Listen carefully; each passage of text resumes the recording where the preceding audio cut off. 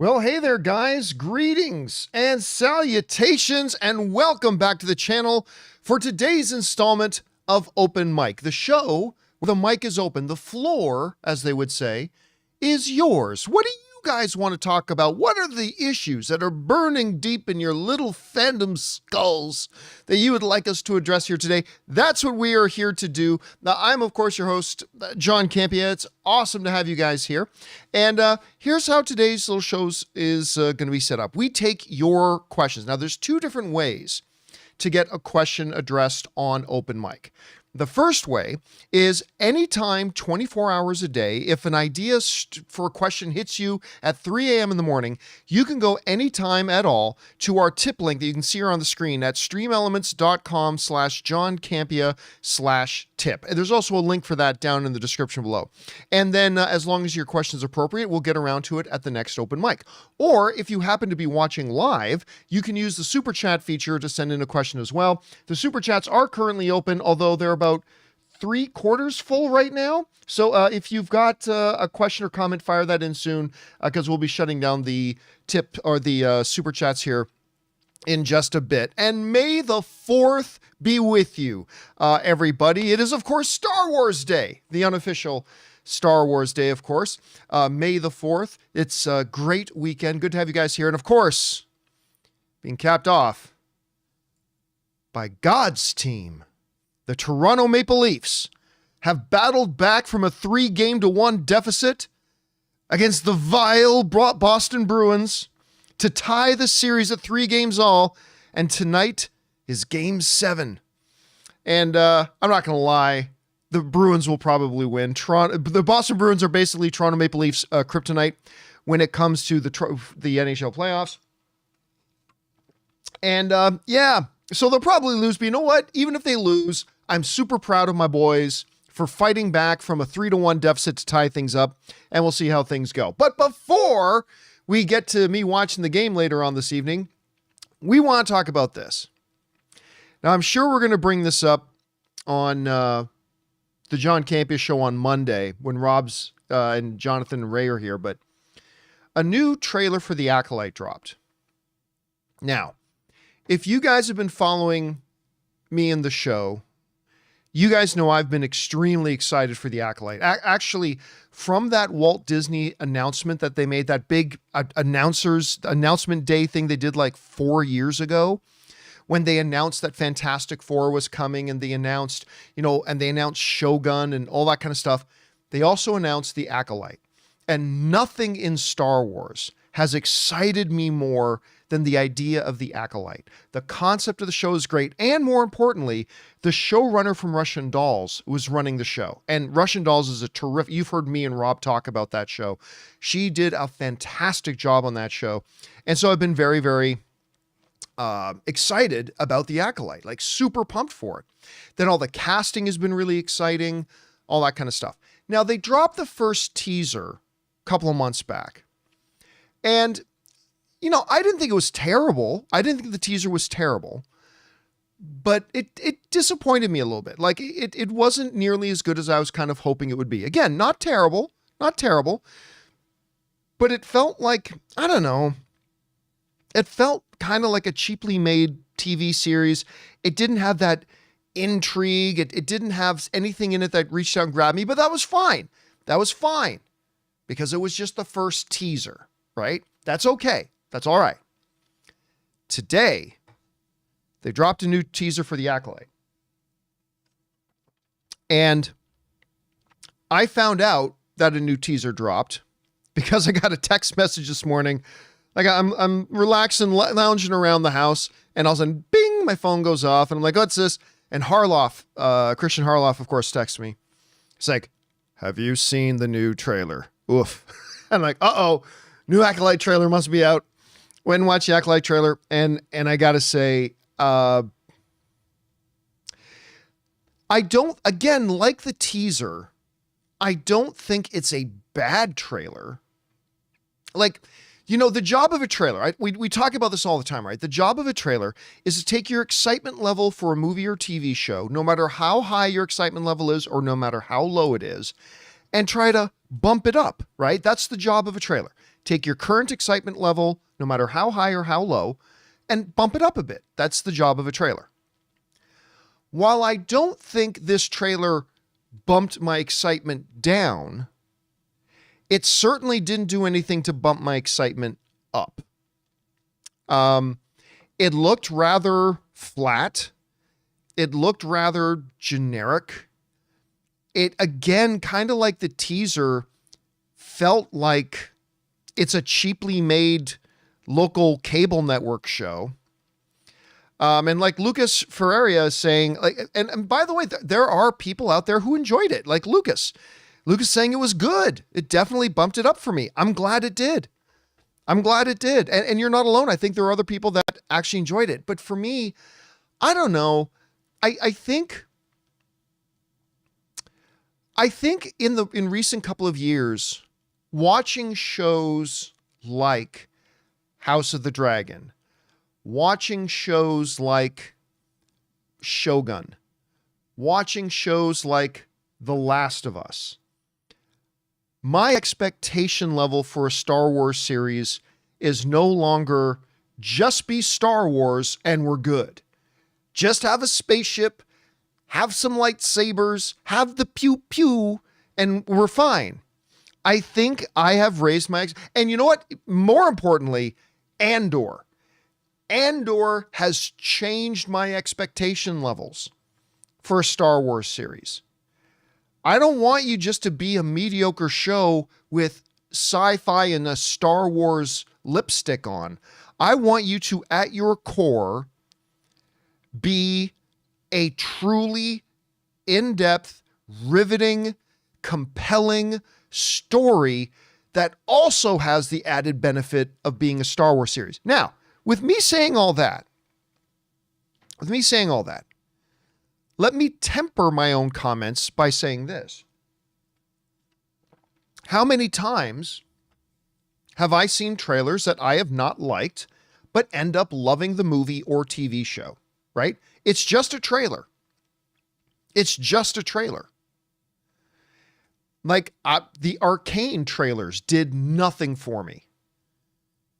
Remember that? You remember the series Arcane? The trailers for Arcane did nothing for me. And guess what? Arcane is now my #1 all-time favorite animated show.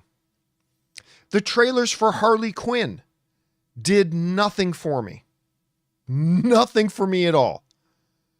But I ended up falling absolutely in love with the Harley Quinn show. Adnan brings up Edge of Tomorrow. That trailer did nothing for me. And yet, it's a truly great semi-modern sci-fi classic. Because I'll just be honest with you. Obi-Wan for me was a letdown. And when I watch the Acolyte trailer, I don't know, man. And this is where I think sometimes our own expectations become our enemy. I think our own expectations sometimes become our enemy because sometimes something that's really good, but isn't what our expectations were, we let that sour our view of how good that thing was, and we, sabotage ourselves. But, I don't want that same glossy, I want the grittiness of Andor being told with a good, dark Jedi story. You know what I mean? And I think I let my expectations, especially coming from the showrunner of Russian Dolls, I think I let my expectations kind of cloud me a little bit on this, maybe. So I don't know. Disney Star Wars has been a real mixed bag. Now, there are going to be some people out there that tell you, oh, Disney Star Wars is all terrible. No, it's not. It's just flat out not. There's some excellent Disney Star Wars. Rogue One, the first season of Mandalorian. I am personally a very big defender of the first The Force Awakens movie. Me and Schnepp went to go see that thing. Like, I lost count how many times. Like, literally a couple of times a week when we'd have our midday break, we'd go, Want to go watch The Force Awakens again? Yeah. And we'd go across the street and go watch The Force Awakens again. Now, of course, the movies declined in quality after that. Andor, I think, is the best thing Star Wars has ever done since the original trilogy. There is some very good Star Wars content that Disney has done. They are capable of doing really great high quality stuff. But I don't know. I got to admit to you guys that I got to admit that I am worried now about The Acolyte. And granted, listen, you don't have to say this to me, so don't at me on this. I am acknowledging it's just a trailer. Lots of times for TV shows, I've seen trailers that I haven't liked and I ended up loving the show. Absolutely. You don't have to tell me that. I'm fully aware of that. I'm very cognizant of that fact. I am just admitting to you right now that I'm a little bit worried. And, you know, Spirit Man is saying Rogue One is the only good Star Wars film. No, it's not. No, it's not. Flat out, no, it's not. There have been some bad ones. No doubt. No argument for me. But there have been some quite good ones. But at any rate, I'm worried. I'm worried about The Acolyte, the show that I have been most excited about for the past 4 years. Like, more excited than the next season of Mandalorian, more excited than whatever. This is the thing I've been excited about. And so far, I'm not feeling it right now. I hope things turn around. I hope things turn around a little bit. Anyway, guys, with that down, let's now move on to the questions you guys have sent in. And I'm sure some of you guys are going to have your own thoughts about the new trailer for The Acolyte, and we'll get to those. Now, before we get to the live questions, though, that you guys have been sending in, let's get on over and start with the questions that you guys have sent into our tip link over the past number of days. And we're going to start off with Riley, who writes, hold on a second, I got Riley in the wrong spot. Here we go. Riley writes, I'm going back home. I'm back to San Diego for the first time in 7 years. Nice. I really like San Diego. I'm so excited I'm going back because I'm going to the 13-hour AMC Star Wars marathon. So excited. Are you going? No. If I were going to go to a Star Wars marathon, it would only really be for the original trilogy. But over the years, I've had many opportunities to see the original trilogy on the big screen again. So I don't really feel any driving need to go and see that. And I certainly have no interest in watching any of those garbage prequels. And there's only one of the 3 sequel movies that I would think would be worth my time to go seeing. So nah, although, you know, Rogue One, Solo, a Star Wars story, a completely unnecessary movie they shouldn't have made, but ended up actually being a pretty fun little film. But yeah, for that reason, I'm probably not going myself. But I'm super excited for everybody who is going to go. And hopefully y'all have a good time. All right. Punk8596 writes, greetings, John and crew. Currently mourning my grandmother. Oh, I'm sorry to hear that. That passed on Friday. Been trying to distract myself with movies, TV shows, music, and gym.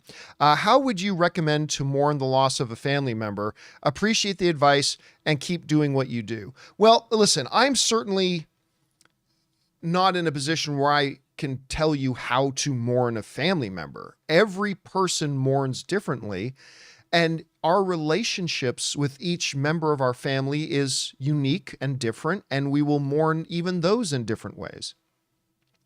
I can tell you this. In just the past couple of years, I have lost both of my paternal grandparents on my Italian side, my nonna and my nonno, who I grew up with. Like we grew up in Hamilton around, that's where my Italian grandparents, that's where most of my Italian family lives. And I grew up in Hamilton, Ontario. And I loved my nonna and nonno. I loved my grandparents. I love them very much. And, a couple Christmases ago, got to go home with Anne, and my grandmother, my Italian grandmother, like was 97 at the time, still hand making her own pasta, and would put out these 7-course meals at 97. And like Ann and I took a trip up there and and every time I would go up and see my I'm going to get emotional. But every time we would go up at Christmas time and see my grandmother, whenever we would leave my grandparents' house, she would give me this, she would hold me by both cheeks and she'd give me a kiss and she'd like start to cry. She goes, Nonna may not see you again. And I'm like, Nonna, I'm going to see you again. And of course, later, my next trip, I would see them again. But I'm not going to see my Nonna again. Both my grandparents passed away in the last couple of years. My Nonna just about a year or so ago. I think it was about a year ago. I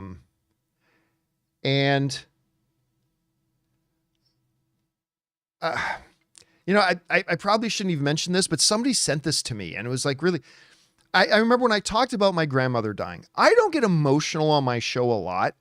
I think maybe in 5 occasions on my show, I've gotten emotional, like weepy emotional. I've gotten angry emotional, but like weepy emotional. And I was talking about my grandmother passing away, and I think I had missed a show because of it. And I kind of broke down a little bit when I was talking about my Italian grandmother, because I don't talk out loud about this stuff. I'm the traditional Italian man. I keep a lot of stuff bottled up. And when I was talking about my Italian grandmother on my show, I started to break down a little bit and I started to weep. And somebody like a month later, sent me like this video clip of somebody online made a video mocking me because I was crying about the death of my grandmother. And as I don't know who did it, whatever, just as somebody had sent me this video, say, you see, this is out there. And I never heard them, but, that was, nothing bothers me in the online world, like at all. I've been doing this for 20 years. I've seen, heard, done it all. Nothing phases me. Nothing bothers me. I got to admit that bothered me a little bit, but anyway, the moral of the story here, Punk 8596, is that how you will mourn the passing of your loved one is going to be different than how you mourn the passing of your next loved one, and certainly different from how I mourn or from how anybody else mourns. So in asking me, do I have any advice for how to mourn the loss of a loved one? It's mourn however you mourn. I mean, as a non-health professional, that's the best advice I would give. Don't look for anybody else's template of how to mourn. Mourn however you feel you need to mourn. And whether that's quiet, whether that's loud, whether it's whatever, it is what it is. But deep condolences on the passing of your grandparents is something we all go through, but it sucks nonetheless. Anyway, I hope that you found that a little bit helpful, man. All right. Next up, we've got Mike P, who writes, hey, John, do you have a scene that makes you cry laughing nearly every time you see it? Mine is the principal office scene about the wanted sign. Have you seen this prick in Porky's? I think for me, there are a couple of them.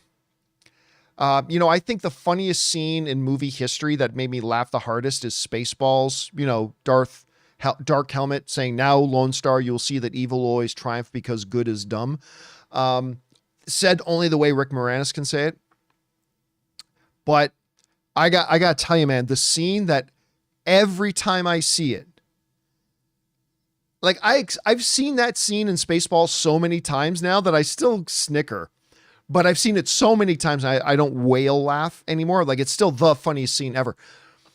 But the scene that no matter how many times I see it, like, makes me laugh almost uncontrollably. Does any of you guys, I'm just going to see if any of you in the live chat know what I'm going to say. Let me see if any of you guys in the live chat know what I'm going to say. Fire it in if you think you know which movie I'm going to point out. But just mention the movie. If you think you know the movie, go ahead. But to me, oh no, Jace, that's a good one. The one in Goldmember is great. There's 2 things I cannot tolerate: intolerance of other people's cultures and the Dutch. That is Michael Caine in Austin Powers Goldmember. That is a good one too. That's a good one too. But Jose Rodriguez got it. Blazing Saddles. When he stands up, we need a distraction. When he stands up and yells, "Where are the white women at?" Mel Brooks, ladies and gentlemen. Just thinking about that scene nearly makes me laugh out loud. If you guys have never seen Blazing Saddles, Watch Blazing Saddles. It's really great. All right. Next up, we got Siriel, who writes, how does Hong Chau have the best agent in Hollywood? She's only worked on a dozen feature films so far, but they have been with Paul Thomas Anderson, Alexander Payne, Kenneth Branagh, Darren Aronofsky, Kelly Reinhardt, Wes Anderson, and Yorgos Lanthimos. Insane. Yeah,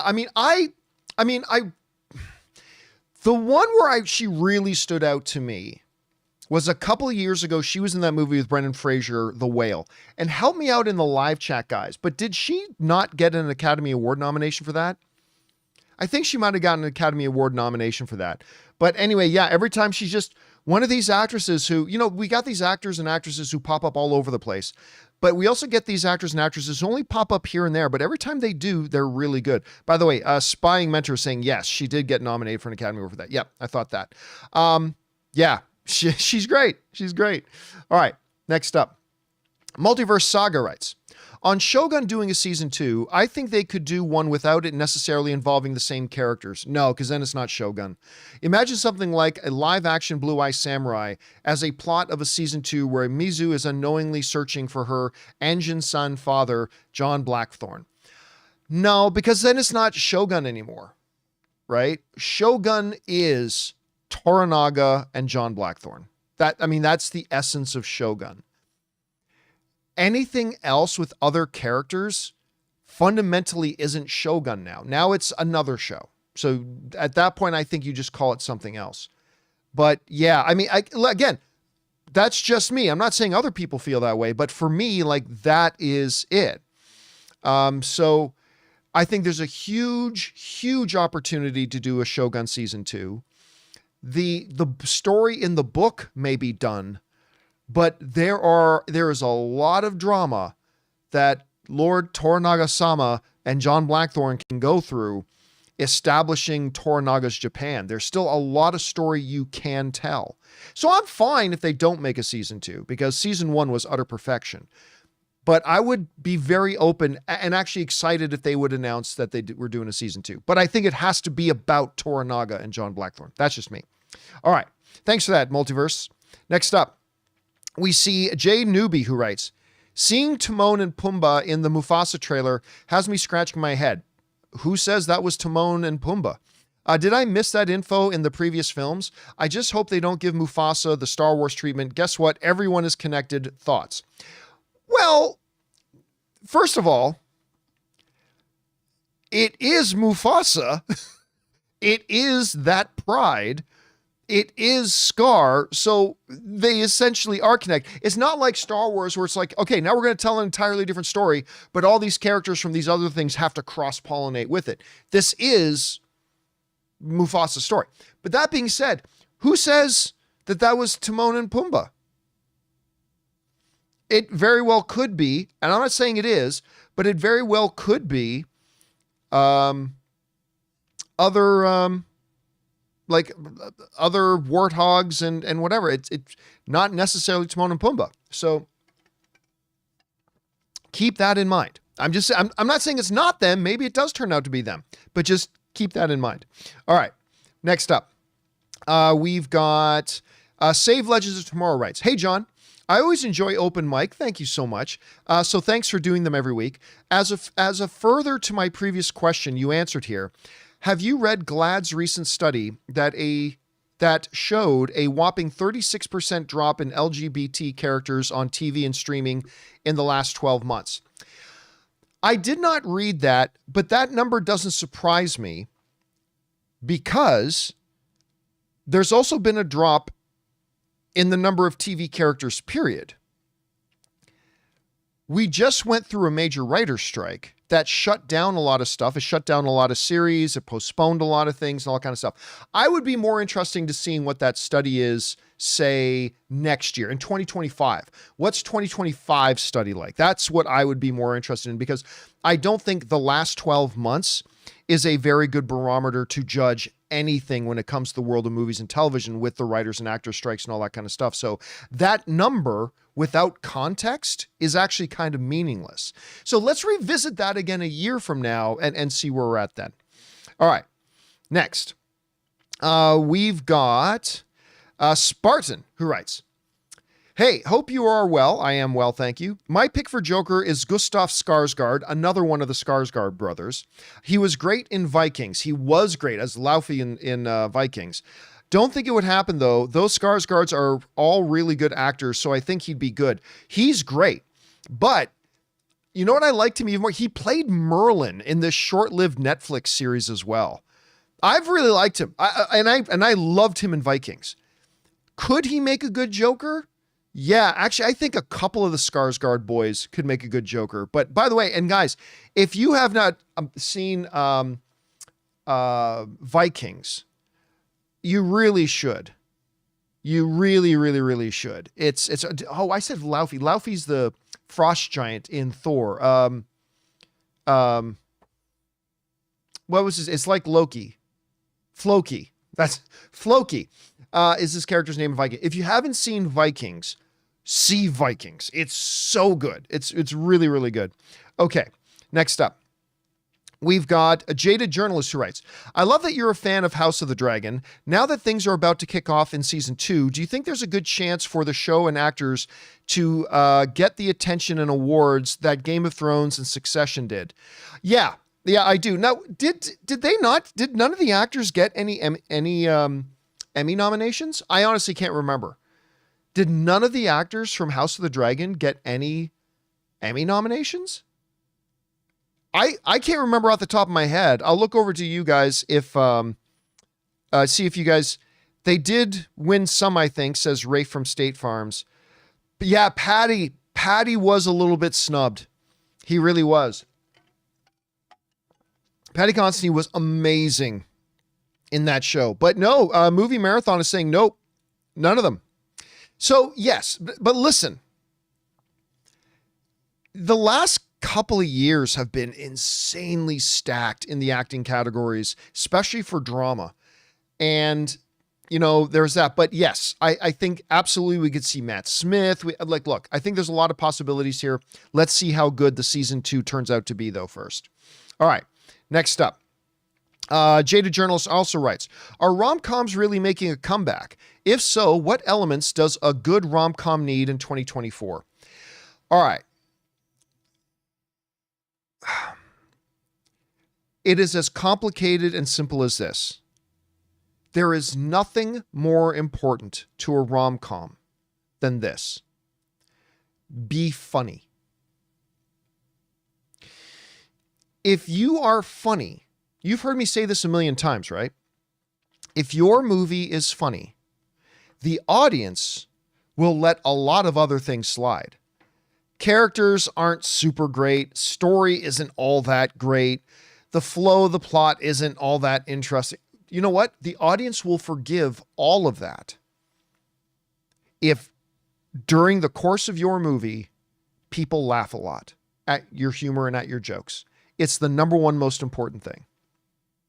At the end of the day, when you really look at 40-Year-Old Virgin, 40-Year-Old Virgin is actually a very interesting concept, right? A 40-year-old man who is still a virgin, and the longer he goes in life without being with a woman, he gets more and more uptight about it, and it makes it even more and more difficult for him. And now he meets this new group of guys who are going to try to get him laid, right? It's an interesting concept. But once you move beyond the interesting concept, it's not, you know, political espionage, complicated story. It's really just a humor factory. 40-Year-Old Virgin to me is the greatest romantic comedy of all time because it's also the greatest comedy of all time. So that's the main thing. Now, of course, then there's some other things you could do. You know, make sure you have compelling, interesting characters. Like if you don't like your lead guy and your lead girl, or your lead guy and your lead guy and your lead girl and your lead girl, whatever. If you don't like the two main pieces of the rom-com itself, it becomes a little bit more challenging to become endearing and stuff like that. So when you look back at some of the greatest rom-coms ever, there's a really likable set of leads, right? But at the end of the day, it is about comedy. Can you make it funny?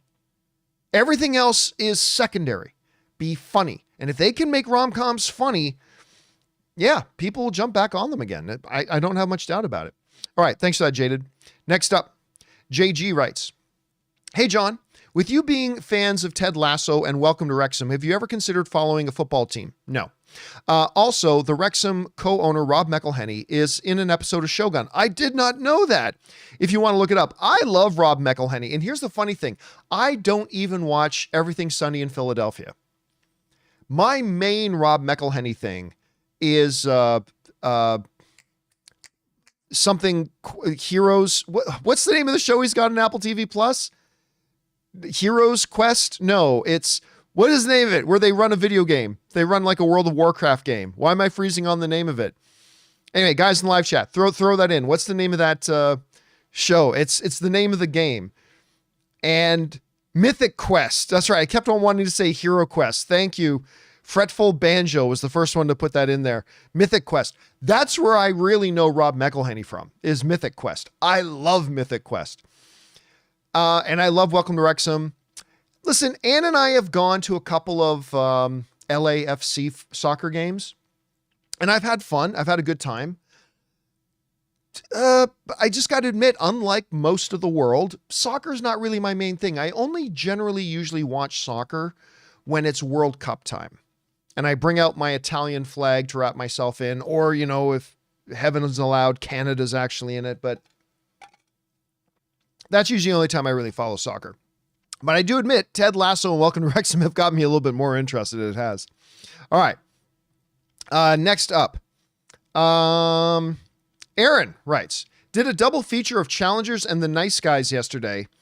Oh, The Nice Guys, really? And saw Boy Kills World Friday. All great movies. There's some really good movies out there right now. But really, you just got around to watching The Nice Guys. Listen, whenever somebody brings up The Nice Guys, I just can't believe that movie is not a wasn't a massive hit, and that we haven't gotten a sequel. And I'll tell you what, Nice Guys is the poster child. Whenever you hear anybody who thinks it makes them sound smart say, "Oh, Hollywood doesn't do anything original anymore." Listen how smart and sophisticated I sound by saying Hollywood doesn't do anything original anymore. Fact check. I know today people don't like fact checks, but fact check, statistically speaking, more original film is made today than in any other time in Hollywood history. And, by the way, there are lots of great original films. Y'all just don't go see them and support them. Nice Guys is the ultimate poster child of that. A movie that had everything going for it. A great filmmaker in Shane Black. A great cast with Ryan Gosling and Russell Crowe. A great script. Super fun movie. Very funny. And nobody went to go see it. It had a really good marketing campaign. And nobody went to go see it. And you know, it's sadly, that's the story of a lot of original films. And I get it.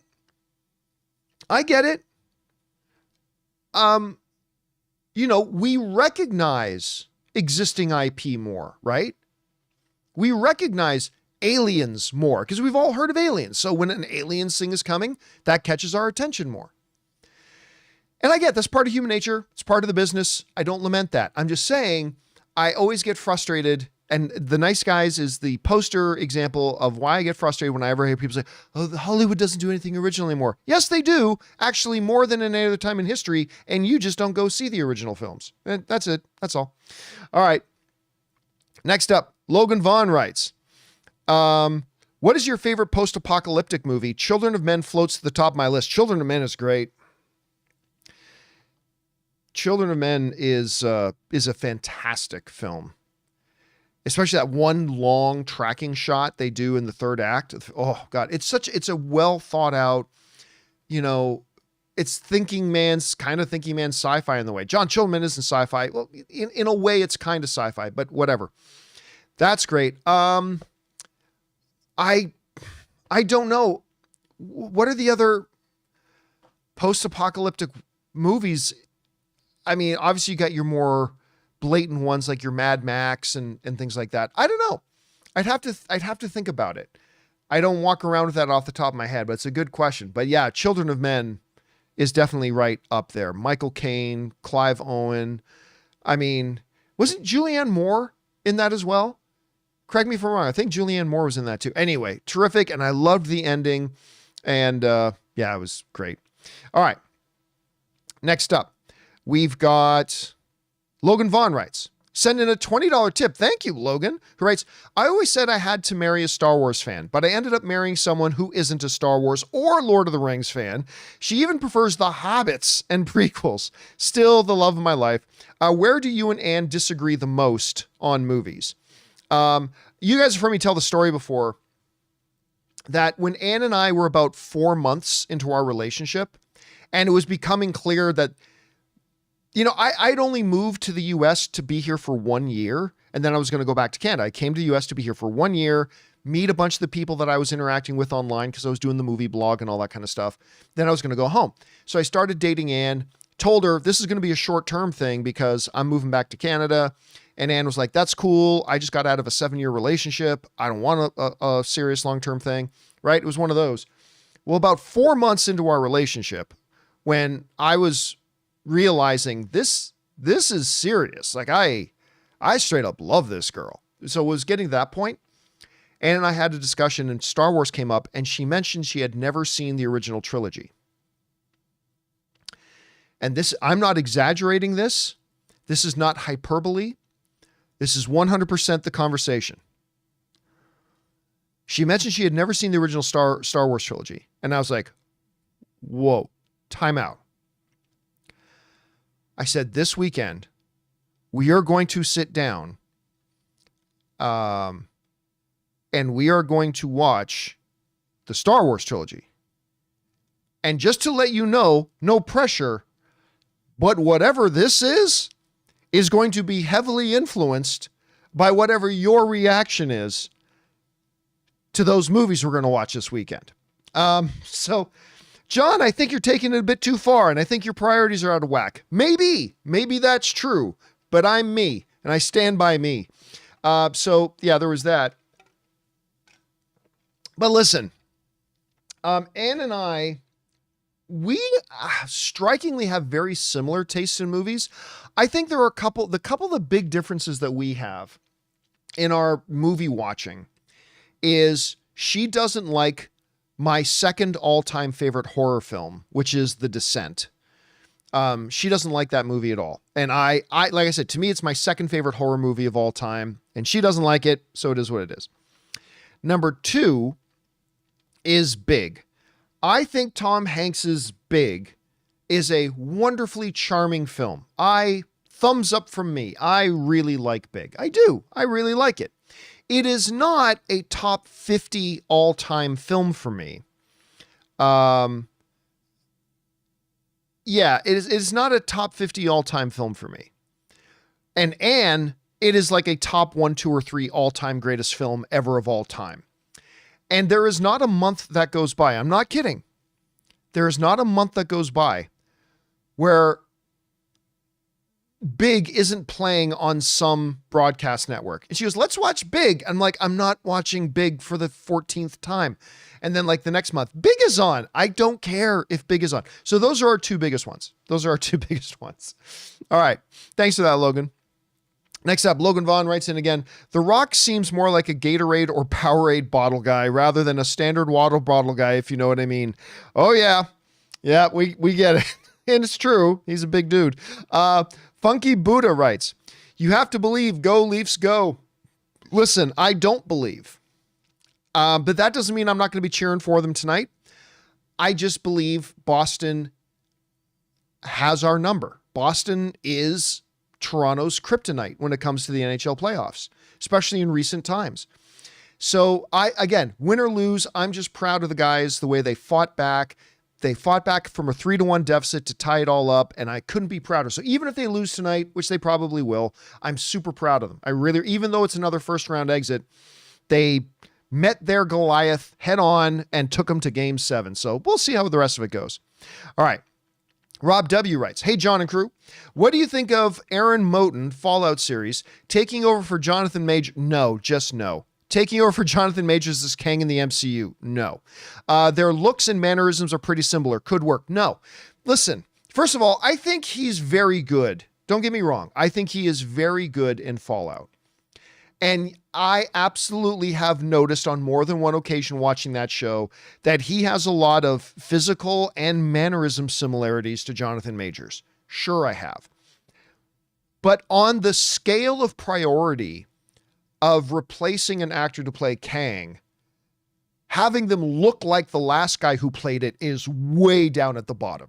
That is way down at the bottom. That is not and should not be one of the priorities at all. Is how much do they look like the other guy that played them? Inconsequential. Completely a non-factor. And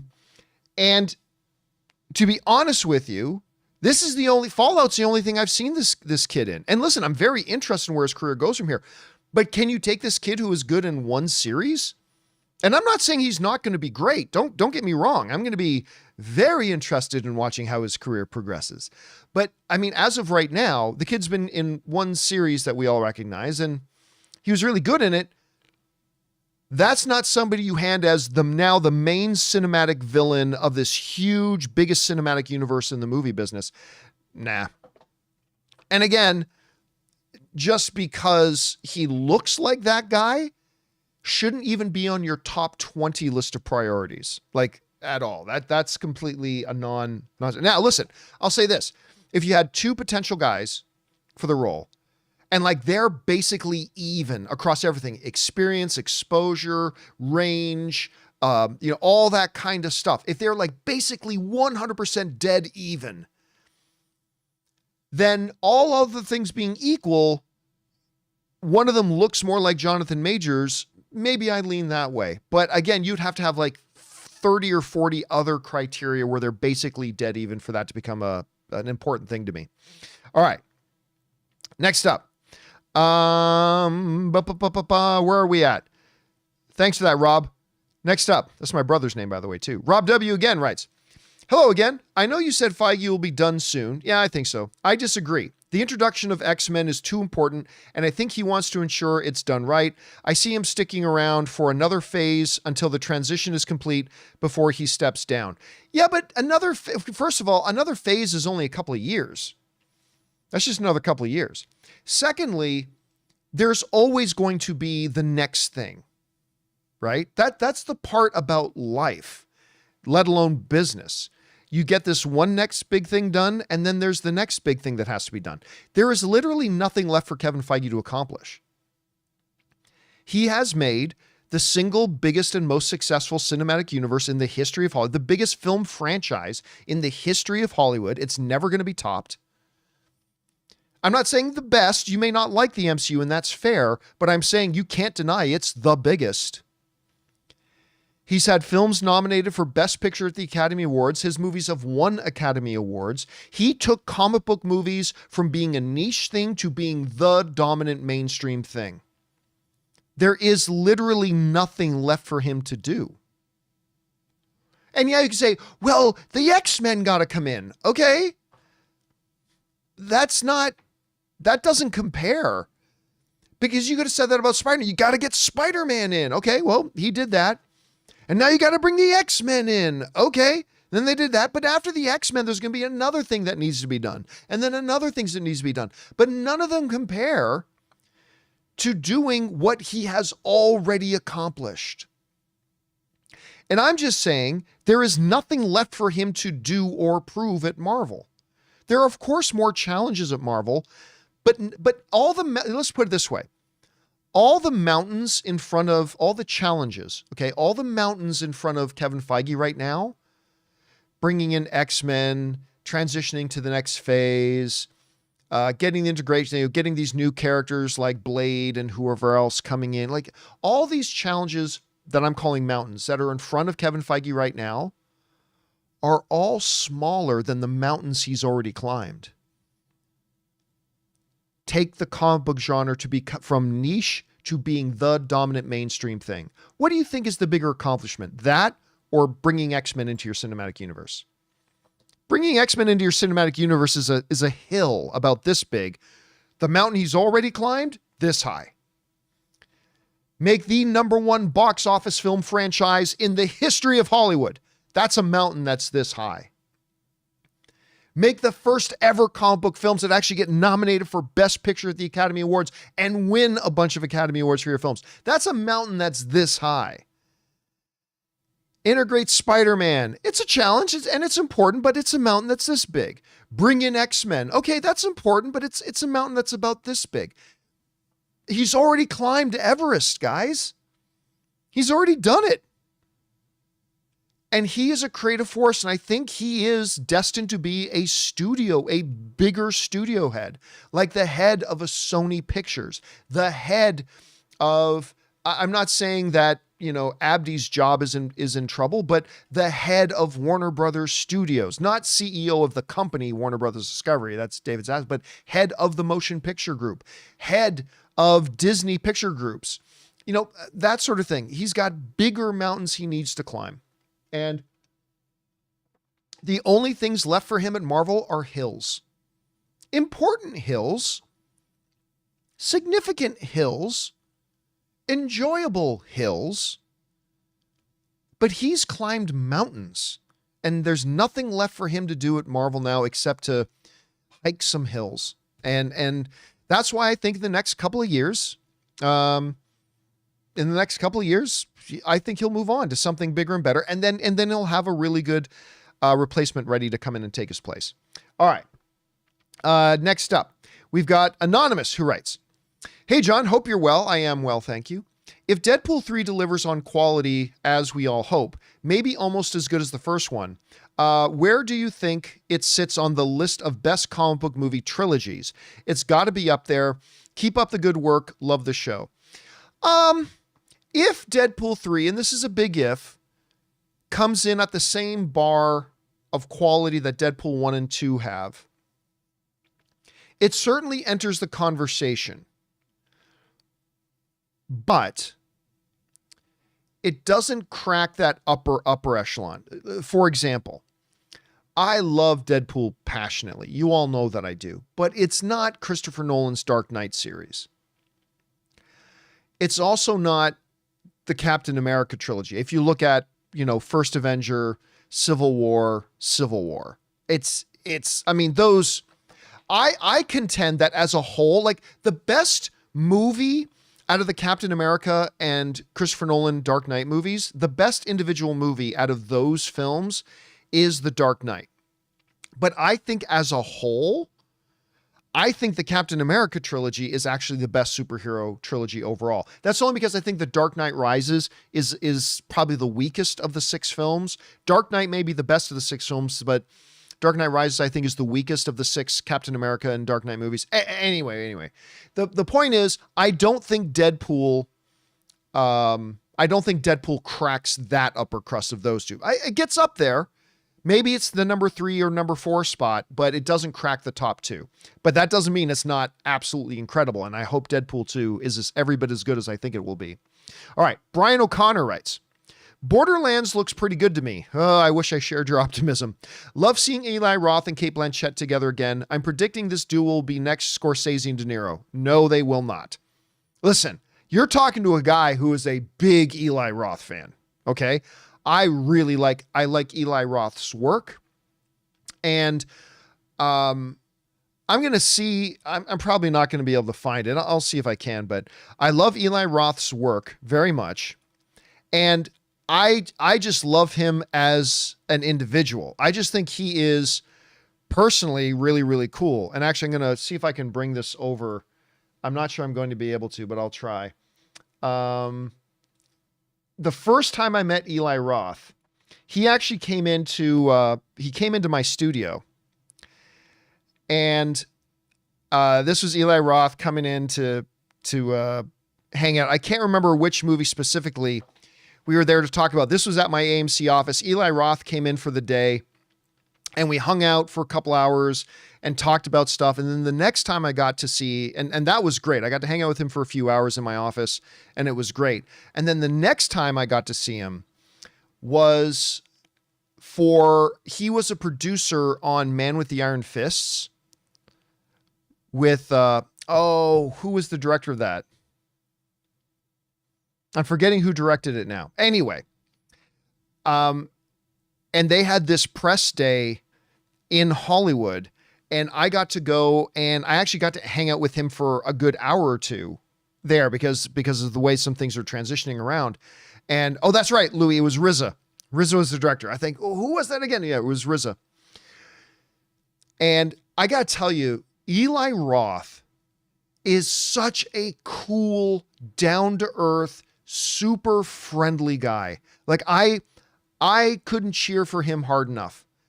And I really like a lot of his movies, and I just absolutely, I'm a big fan, and I will always cheer for him. And I wanted to love Borderlands.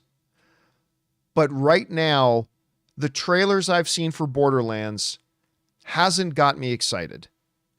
The footage they showed us of Borderlands at CinemaCon was a little bit better. It was a little bit better.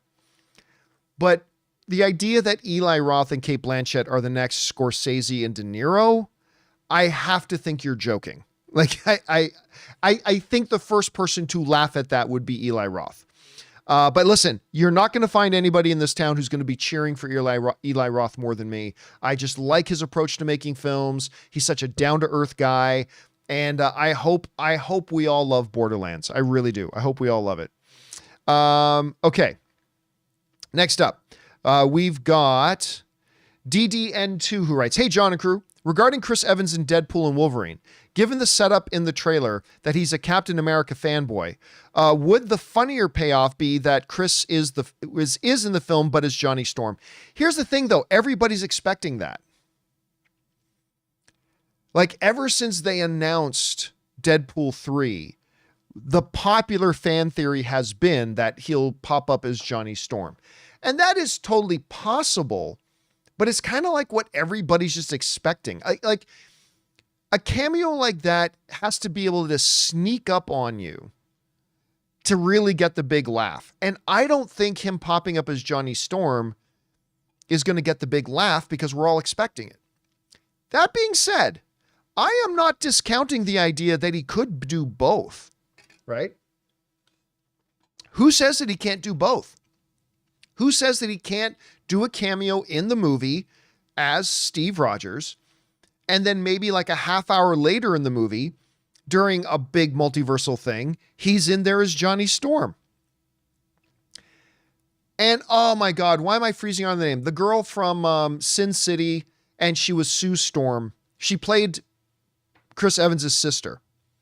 Jessica Alba. That's who So, I mean, wouldn't it be hilarious if like Chris Evans and Jessica Alba like kind of pop up in there together? Yeah, maybe it would. I'm not saying he can't do both, but I just, since everybody's kind of expecting him to pop up as Johnny Storm, the gag wouldn't be as funny. See, him popping up as Captain America isn't a gag. Like Steve Rogers walking. Remember in Infinity War, one of my favorite scenes in any comic book movie ever. That scene in Infinity War when Wanda and Vision are getting their asses handed to them down in the subway system.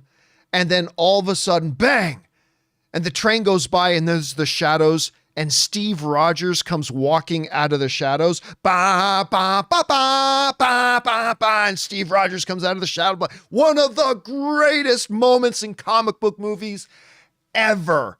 And then at the end of that movie, you had Thor's appearance, right? In the same movie, you know, bring me Thanos. I mean, two of the greatest moments in comic book movie history in the same movie. Anyway, so imagine we're watching Deadpool and something's happening and maybe something looks dark or whatever, and all of a sudden, bang, you know, something came out and hit the bad guy to stop them from killing one of the good guys. And then everybody looks over and walking out of the shadows is Chris Evans as Steve Rogers. Come on. How great. But see, that's not a gag. That's just like a heavy, awesome moment. Him popping up as Johnny Storm is a gag. And can the gag be funny if everybody already knows the punchline? Maybe. But, you know, we'll see. All right. So it very well could happen, man. It's been the popular theory for a long time, but it very well could happen. Thanks for that, Dee. All right, next up. Dee again writes, "Hey, John and crew.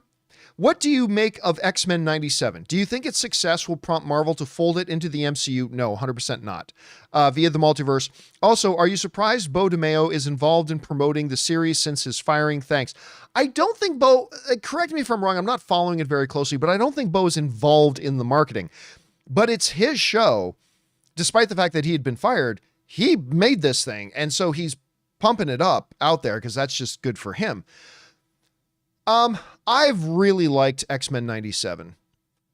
To me, it's not on the same level. I don't think I like it as much.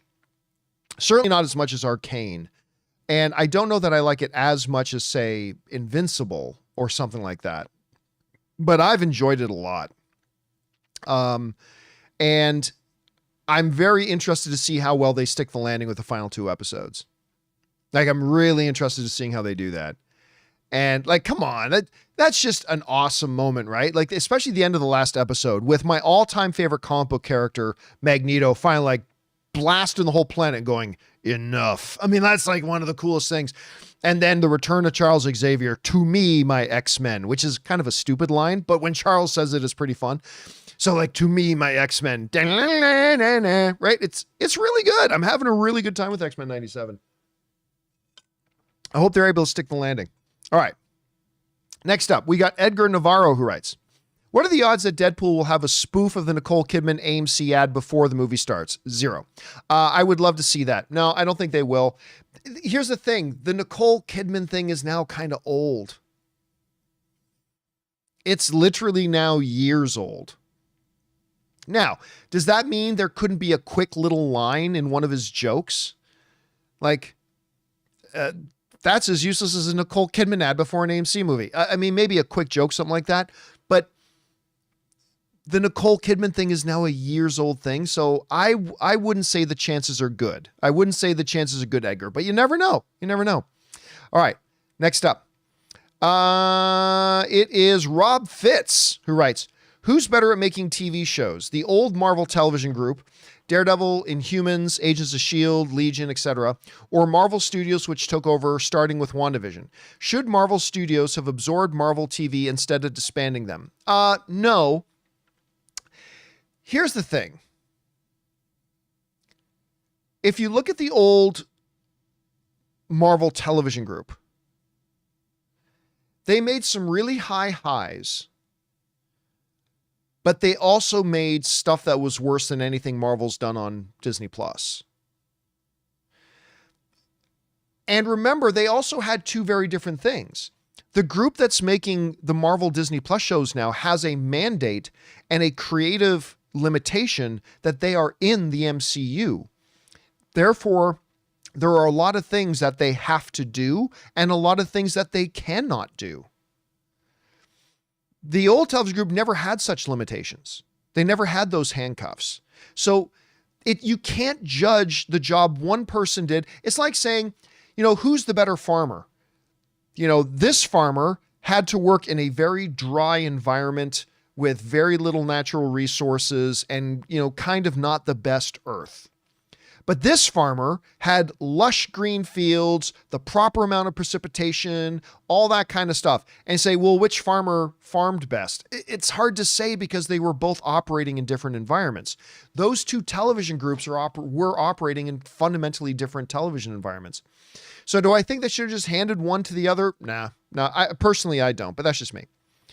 And they made the worst TV shows in Marvel history. They made Agents of Barf, and they made the Inhumans, which was even worse. So, yeah, no. All right, next up. Rob McLean writes, R.I.P. Bob Cole, I heard about this. The voice of hockey in Canada for 54 years and also from 2K's NHL games for a few years. Look at Lemieux. Oh, my goodness. What a goal. What a move. Lemieux. Oh, baby. I used to love the way Bob Cole said that. The call from Game 2 of the 91 finals that even us Europeans know. Yeah, a lot of my American friends, you won't know the name, but, for us Canadians, hockey is a religion.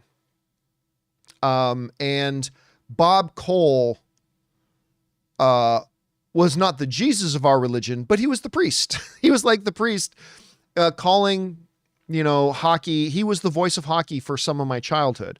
Like guys like Rob McClain, Don Cherry, Dan, guys like that, they became the more dominant, but Bob Cole was certainly a part of my childhood. So yeah, I was very sad to hear about that.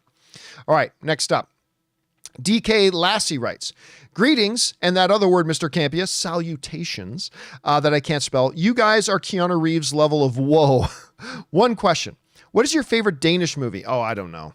And if you haven't seen it, check out Fasten, Bring on the Filthy.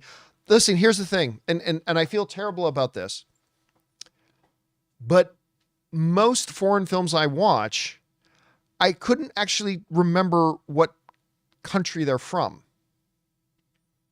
Like, yes, I remember Life is Beautiful is Italian. Amélie is French, I think. But other than that, most foreign films I'll watch subtitled, and I don't remember which country they originate from. So I honestly couldn't tell you. I couldn't tell you what my favorite Danish film is, which really sucks. I mean, it really is. I wish I had a memory like that. It's kind of like the same thing with me in movie dates. I'm terrible with movie dates. I couldn't tell you what year whatever movie came out. Except for Star Wars, I couldn't tell you what year. Sometimes I couldn't even tell you what decade a movie came out in because I'm terrible with movie dates and I'm terrible remembering which countries certain foreign films come from, to be honest with you. All right, next up. We've got, who is it? Kaladin Stormblessed writes, just finished reading a fantasy series called The Stormlight Archives. That's a cool name. Now, this is just my opinion, but if they ever make a live action adaptation, y'all better buckle your damn seatbelts because it's the best sci-fi / fantasy story that has ever been told. I've never heard of it. I will try to run that by Rob because Rob is a big, fantasy novel guy, and maybe he's heard of it and whatever. So thanks for putting that on. Again, I've never heard of it before, Kaladin, but thanks for putting it on my radar. All right. DK Lassie writes, oh, and by the way, why is Mr. Camper not be dancing? Why is he robbing us from real happiness? Are you talking about my break dancing? No, that'll never happen again. For those of you who don't know, and this isn't a joke, I used to be a professional break dancer. If by professional you define you actually earned money for it, you went and were hired to go and do break. I was, for a time, a professional breakdancer. Me and my crew, also known as the Zodiac Crew, we all had different names according to the Zodiac signs. I was Pisces. I was the biggest guy in our group. And so one of our main things was one of the guys in our crew, his name was Justin Brownlee, lived across the street from me. And he was smaller than me. And so one of our big moves for the Zodiac Crew was I was the guy who would pick up Justin and he would lay straight out like he was planking, right? And have him on top of my head. And I would rotate and spin and then I would stop my feet and swing his legs and he would helicopter on top of my head, right? That was our big moves. And I could pop and lock. Oh, you may not believe it. I could pop and lock, but yes, my breakdancing days are long behind me. And there are VHS tapes. There are VHS tapes of me doing some breakdancing. But they are securely stored in boxes. Like at the end of Raiders of the Lost Ark, when top men are hiding the Ark of the Covenant away amongst a million crates and boxes. It's very hidden away at the Campea Ranch. Up there in Canada, up at the ranch. They will never see the light of day again. Michael Gonzalez is asking, when's the last time you did any breakdancing? Oh, it's been decades. Yeah, it's been a long time. But yeah, a dancer no longer am I. Just ask my wife. All right, next up. Ric Flair's Martini writes, it's bad enough that streamers cancel almost everything good and won't pick up worthwhile projects scrapped by greedy studios. What is a greedy studio? Listen, okay, let me, my film loving brother, Rick, let me push back a little bit. Let me give you some grief on this. Do you demand a paycheck from your employers? Does that make you greedy? Are you greedy that hey, give me a paycheck? Does that make you greedy? No, you go to work. So you don't go to work for the fun of it. You go to work so you can earn money, and you go to make money, and you agree to go there for a certain set of wages, a certain rate of wages, if you will, and you expect to be paid for your effort and your work. Does that make you greedy? Television networks are in business to make money. And when certain shows aren't making them money, they're not going to go to work for free, just like you wouldn't, just like I wouldn't. If they have product that isn't generating or isn't good for their business or isn't generating enough revenue for them, and there's other things they can do, it's not greedy. But as Michael Douglas said in Wall Street, greed is good. Greed works. Anyway, let's get back to your question. It's bad enough that streamers cancel everything good and won't pick worthwhile projects strapped by greedy studios. Why does one of the biggest in Prime Video have to make a TV show based on one of the worst films ever made in Sausage Party? Because they think there is a path to having success with it. Listen, these streamers put out a lot of shows, man. They throw a lot of stuff against the wall to see what sticks. Netflix has basically based their entire model on that, like just cranking out obscene amounts of content, most of which is crap. But they'll put up with having the 2 or 3 or 4 crappy things that fail for every one The Crown, or every one The House of Cards, or every one Stranger Things, or every one, something along those lines. For every one of those big ones, there's like 4 or 5 that just crapped the bed and never went anywhere. But, Sausage Party is a recognizable IP. I personally thought the movie was terrible. I love my boy, good Canadian kid, Seth Rogen. I do. I love Seth Rogen, but I thought so. And I love most of his stuff. I even like his Green Hornet movie, but Sausage Party sucked. It completely sucked, but it is a recognizable IP, and they think they might be able to, they think they have a way to make it successful. So they're going to give it a shot. They're going to give it a shot. And if it doesn't work, it doesn't work, and they move on to something else. But yeah, it's just part of the reality of the business, my man. All right. Oh, and just for your name's sake, woo! There, I had to get that out of there. All right, next up. Logan Vaughn writes, everyone is rushing to fan cast the MCU's X-Men. Yep, that's what we as fans do, my friend. But we may not be getting their intro for 3 to 4 more years. Maybe. How long do you think we'll have to wait until we get official casting news? Maybe 2025? I'll tell you what. Ever since they announced that Fox was being bought by Disney, everybody thought they're going to announce the X-Men any minute now.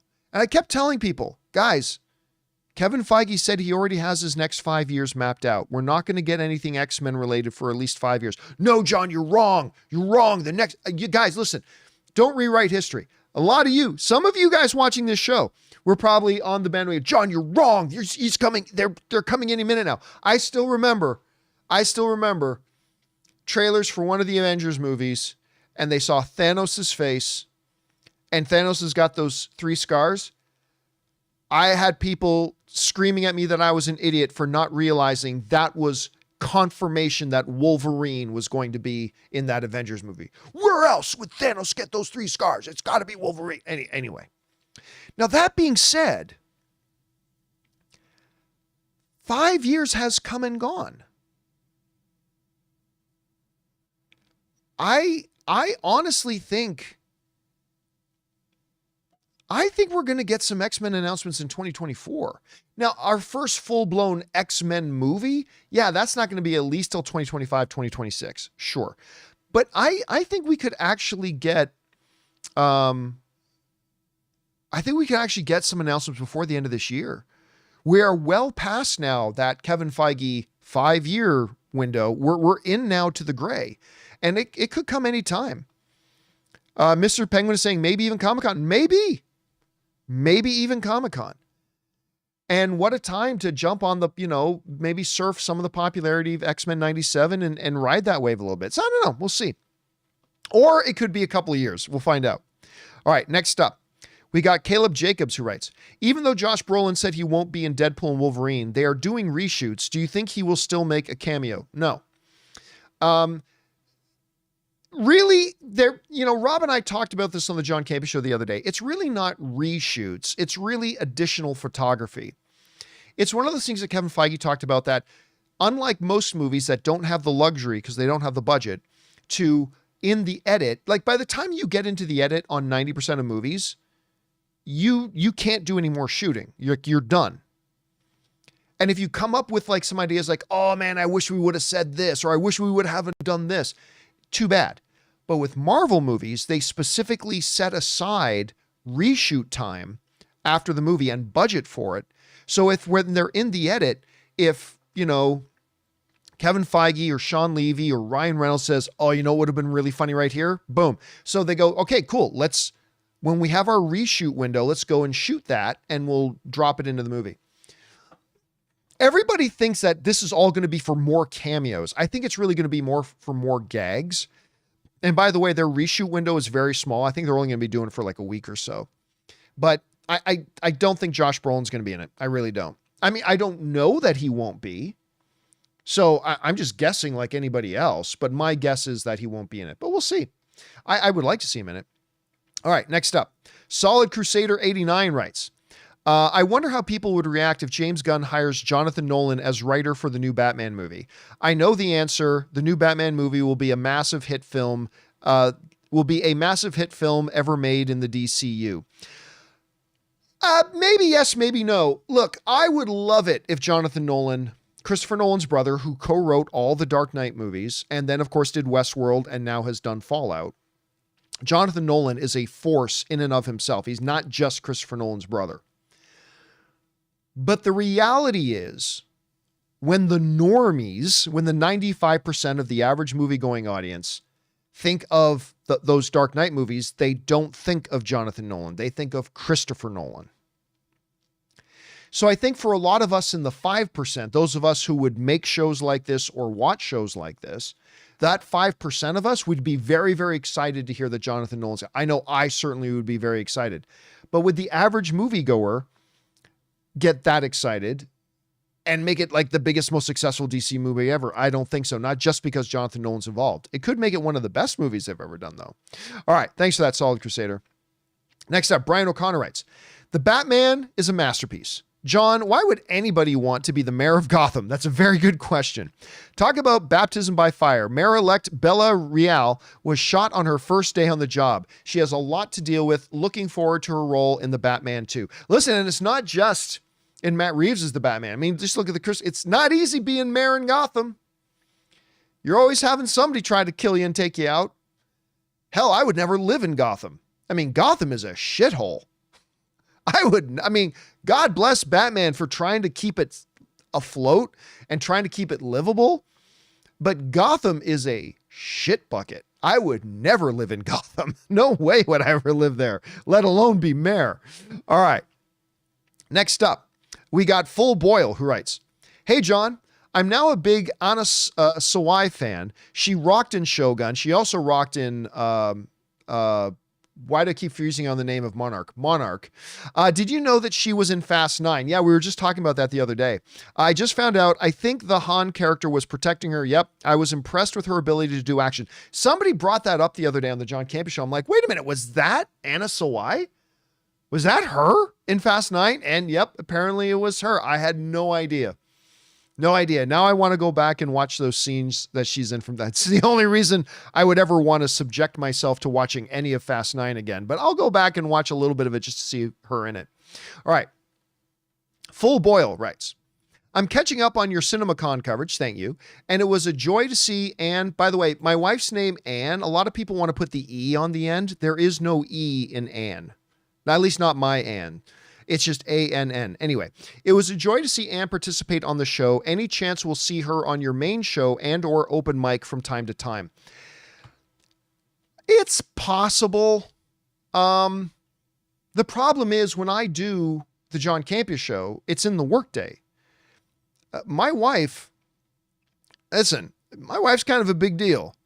My wife is the vice president of a major international marketing company.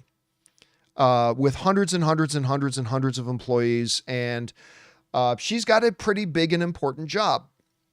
And she doesn't have time to take 2 hours during workday to come and do my show with me. However, my wife and I have talked about doing a podcast together with a couple of friends of mine. And I really like the idea for the podcast. And we haven't talked to these friends of ours, but we've kind of envisioned this podcast that she and I would like to do with a couple of friends of ours. And first we have to ask these friends of ours if they do it with us. I think they would. And hopefully we're going to be able to make that happen. All right. Next up.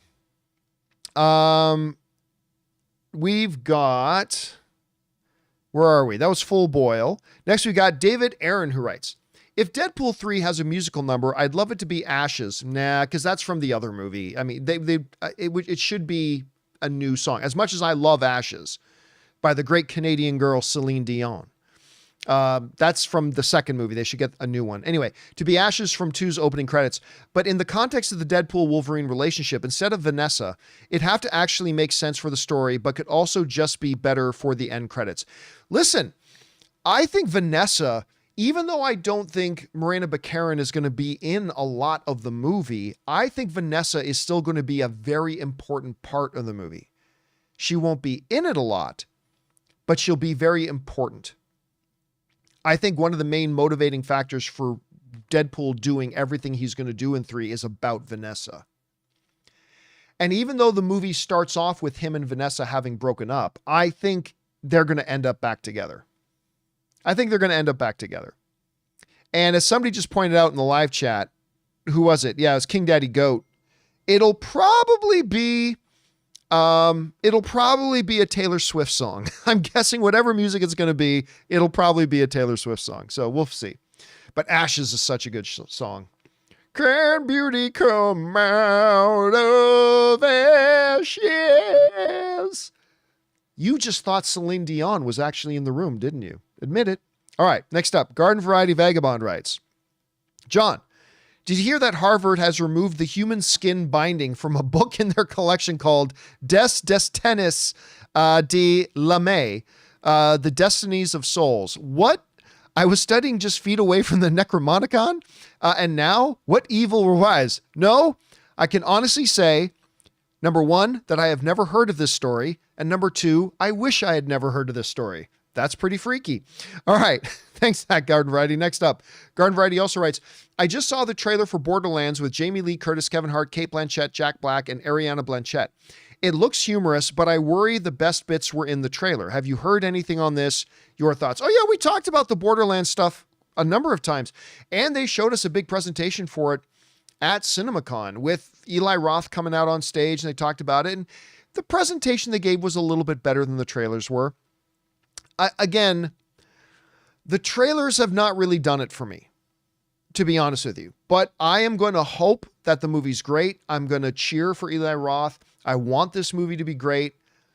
So we'll see. I'm just saying that the trailers haven't really done much for me yet. Garden Variety Vagabond says, Game 7 coming. Yep. Starts in a little while.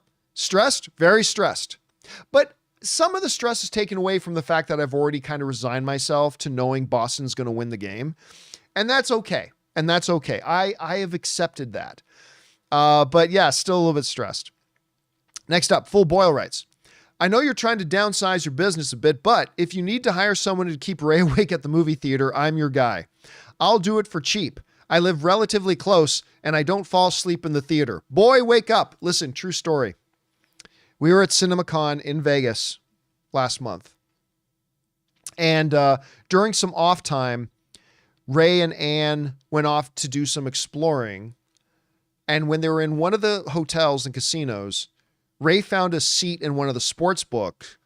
And I think he was just listening to something on his headphones. He wasn't actually asleep, but he looked like he was asleep. And these two black girls came up to him. Apparently it was like the funniest thing. I mean, I wasn't there. Ann and Ray told me the story.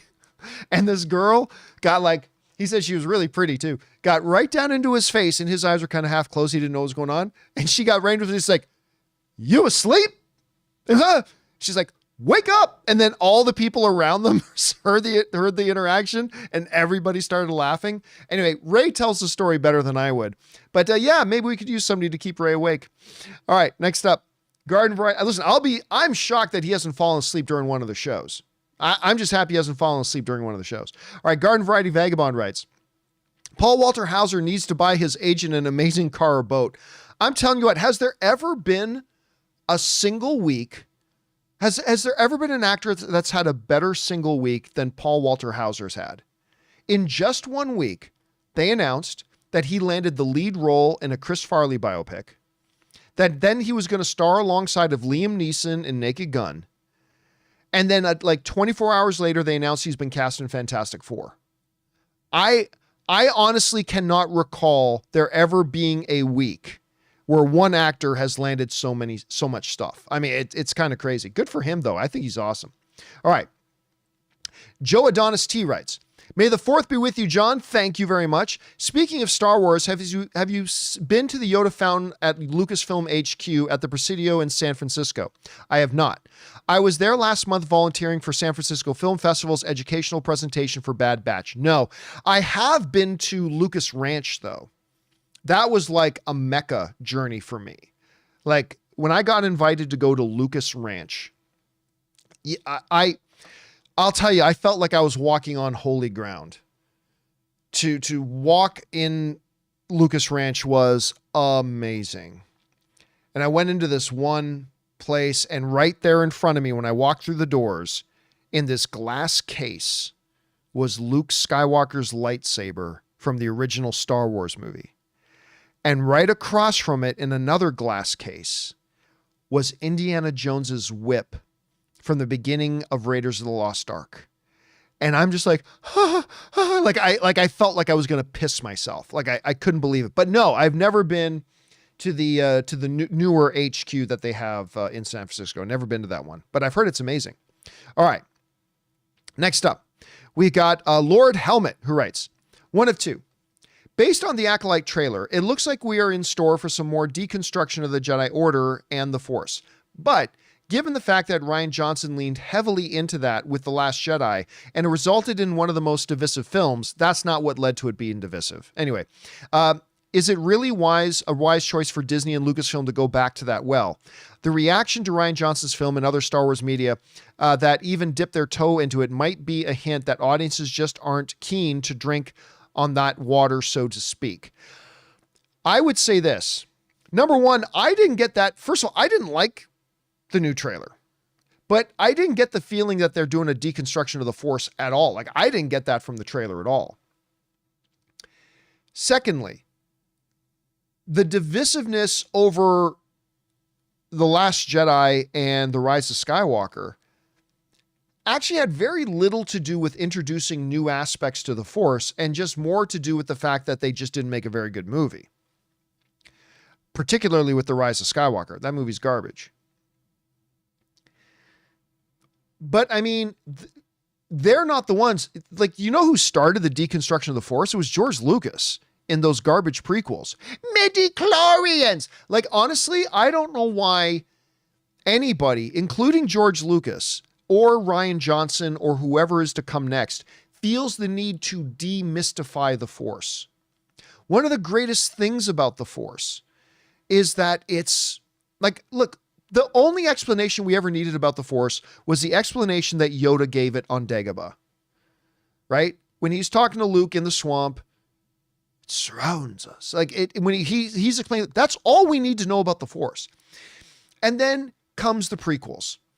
And it's like, oh no, all we need to do is run a little blood test and oh, look how many midi-chlorians you have. Oh, aren't you a big boy? Look at all the midi-chlorians you have. Aren't you special? Because you have all the midi-chlorians. I mean, that was almost the death of the Force to me as a viewer. That pretty much killed the Force to me. No, see, you know what? Because you know what all I picture of, hold a second. Let me see if I can bring this up. I don't know if I can bring this up or not, because I don't even know if okay. Whenever they talk about when they talked about midichlorians, and some of you will get this reference, some of you won't. And that's fine if you don't. But do any of you guys ever watch Fraggle Rock? Any of you guys watch Fraggle Rock when you were a kid? Because when I think of midichlorians, all I think are the dozers. Remember that? The little green guys from Fraggle Rock? Work your cares away. Dancing's for another day. Remember? Down at Fraggle Rock? The little dozers. That's all I can think of now when they talk about midichlorians. Is these little green guys who's swimming around in your blood. We're the midichlorians. I fucking hate that. And you're right. Then they continued on with a little bit of the deconstruction a bit. With Rises or Last Jedi and stuff like that. And that certainly wasn't popular in of itself. But that ultimately, that wasn't the thing that made those films divisive. I think just the overall quality of the films is what made them a bit divisive. But yeah, the deconstruction of the Force started way before that. With the dozers of the Star Wars universe, the midichlorians. All right. Hey guys, that will wrap it up for all the questions that people sent in via the tip link. So we're going to move on now and start taking the questions you guys have sent in live. The super chats are now closed because they filled up pretty quick, but we're going to go over and get to your live questions now. But before we do, we're going to take a quick second to thank a couple of sponsors of today's episode of Open Mic, our friends at Miracle Made and Harry's. Guys, we want to take a second to thank a sponsor of today's video, Miracle Made. Did you know that your temperature at night can have one of the greatest impacts on your sleep quality? If you wake up too hot or too cold, I highly recommend you check out Miracle Made's bed sheets. Inspired by NASA, Miracle Made uses silver-infused fabrics and makes temperature-regulating bedding so that you can sleep at the perfect temperature all night long. When they arrived at our house, my wife Ann loved the feel of them so much, she couldn't even wait for me to get home to put them on our bed. Miracle Made has self-cleaning. These sheets are infused with silver that prevents up to 99.7% of bacterial growth, leaving them to stay cleaner and fresh 3 times longer than other sheets. Miracle Sheets also have incredible comfort and quality. Miracle Sheets are luxuriously comfortable without the high price tag of other luxury brands and feel as nice, if not nicer, than sheets used by some 5-star hotels. So go to TryMiracle, that's TryMiracle.com/Campea to try Miracle Made sheets today. And whether you're buying them for yourself or as a gift for a loved one, if you order today, you can save over 40%. And if you use our promo code Campea at checkout, you'll get 3 free towels and save an extra 20%. Miracle is so confident in their product, it's backed with a 30-day money-back guarantee. So if you aren't 100% satisfied, you will get a full refund. So upgrade your sleep with Miracle Made. Go to TryMiracle.com/Campea and use the code Campea to claim your free 3-piece towel set and save over 40% off. Again, that's TryMiracle.com/Campea to treat yourself.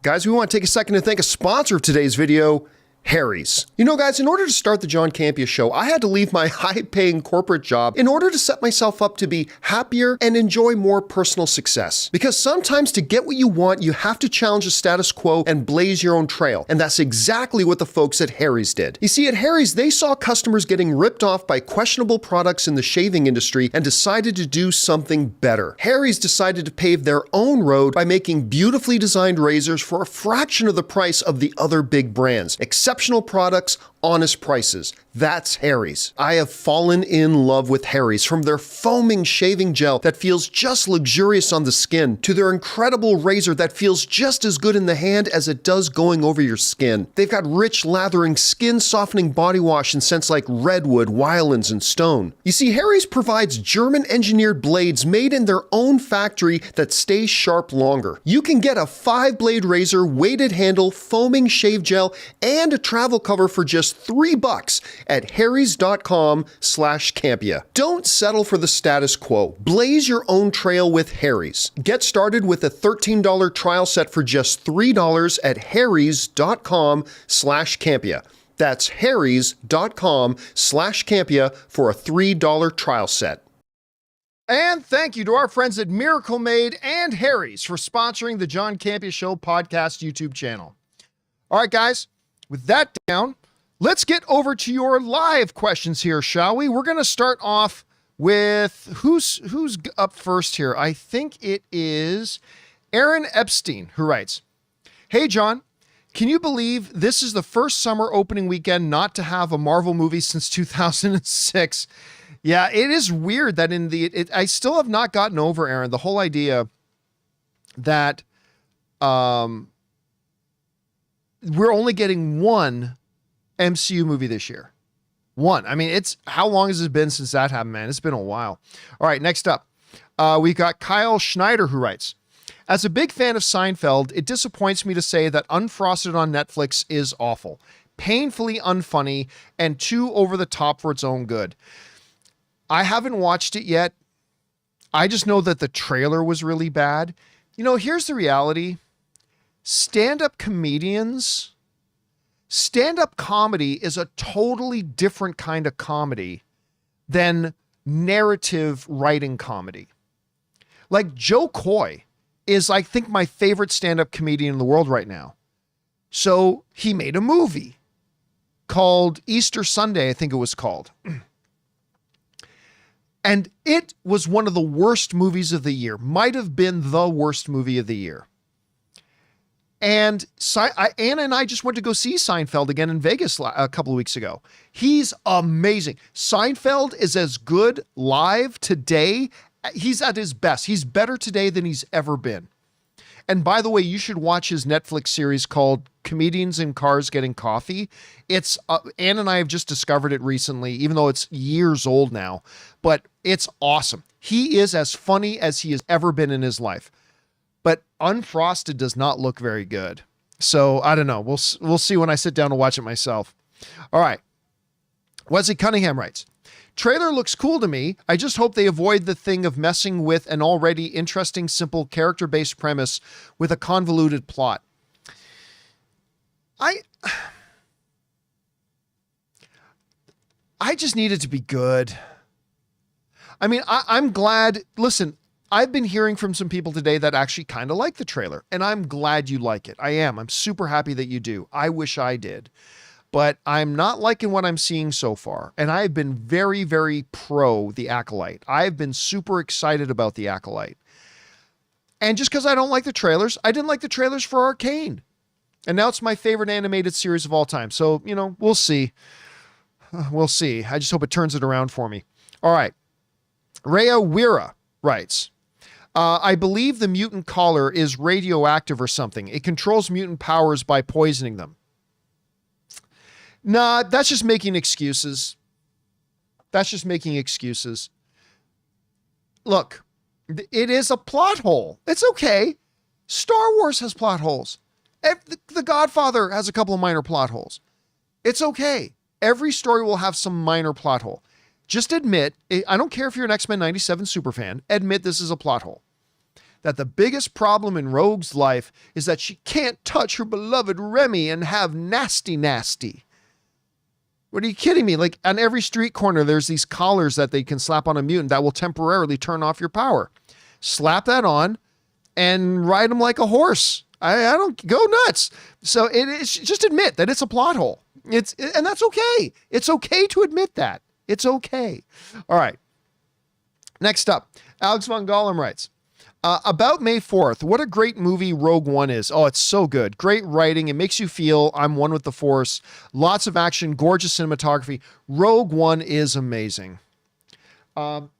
If all you look at is just the movies, Rogue One is the best Star Wars movie, not called New Hope, Empire, Return of the Jedi. Like, there's the original trilogy that nothing will ever touch. And then I think the next best movie after that they've done is Rogue One.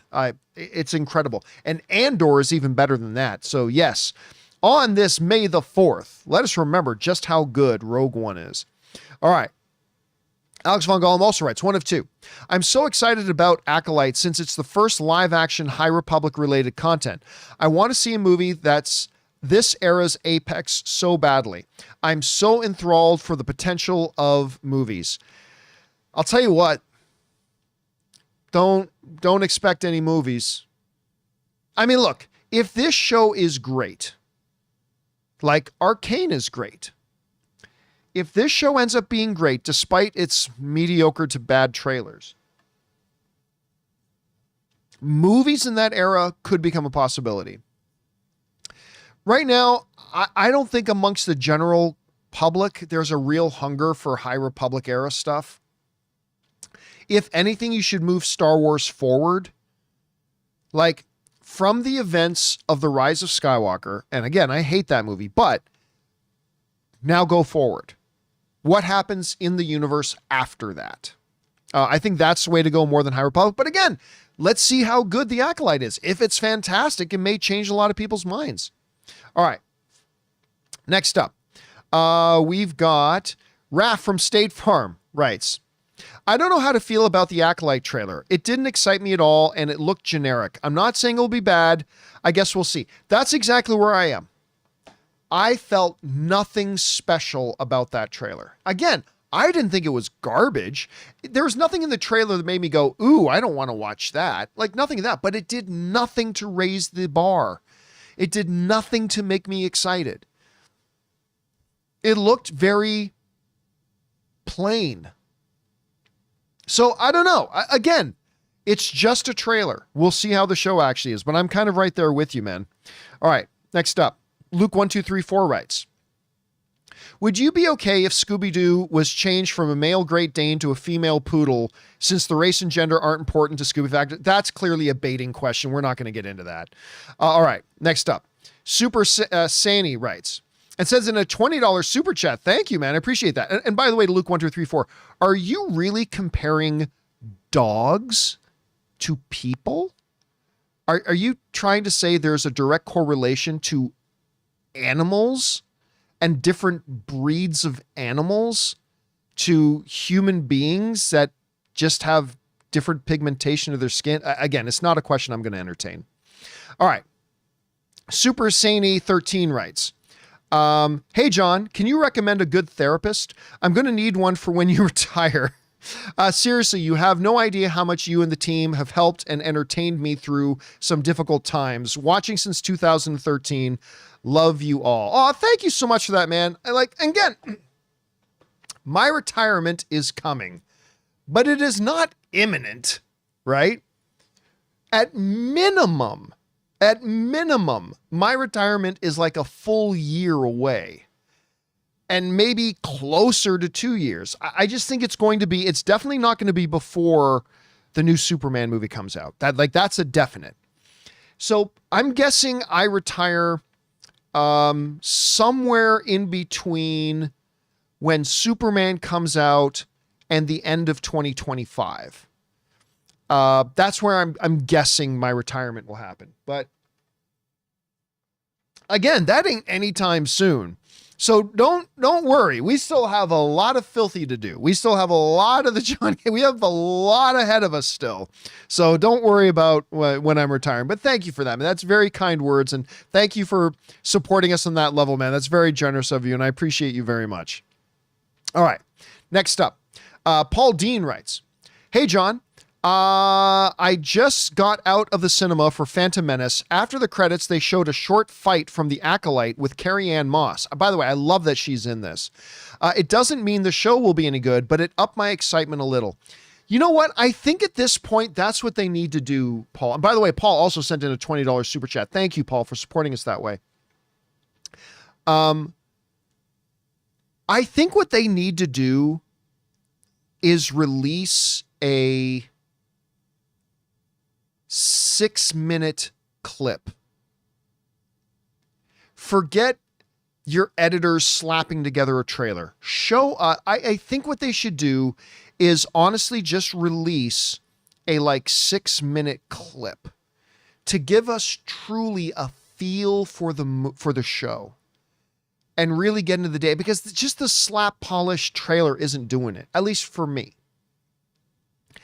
And I have a feeling if they actually showed us a clip, it might change the narrative surrounding the Acolyte right now.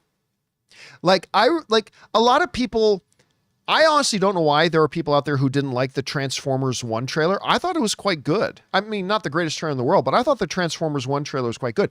But what was even better was when they showed us like 10 minutes of the movie at CinemaCon.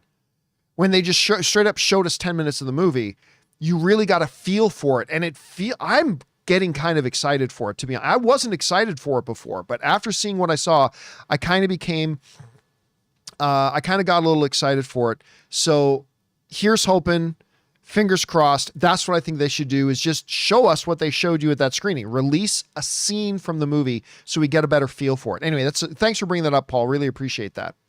All right. Louis Leons writes, if Rey and the Mandalorian movies don't do well critically, audience, and financially, is this the end of Star Wars films? No. It might mean the end of the current iteration of Star Wars films. I think if the new Rey movie, which for the record, I think it's a mistake that they're making this movie. I hope it's great. But I think it's a mistake to make a Rey movie. Not because I don't love Daisy Ridley. I do. But you're just continuing on a very divisive period of time of Star Wars by going back to Rey. And again, I don't think Rey was the problem with the new movies. I think Rey is a very good character, but I think making a Rey movie is a mistake. That's aside. But if the Rey movie and the new Mandalorian movie, which by the way, Jon Favreau is running that Mandalorian movie, so I've got hope for it. But if they're both terrible, and that's a big if, they could end up being fantastic.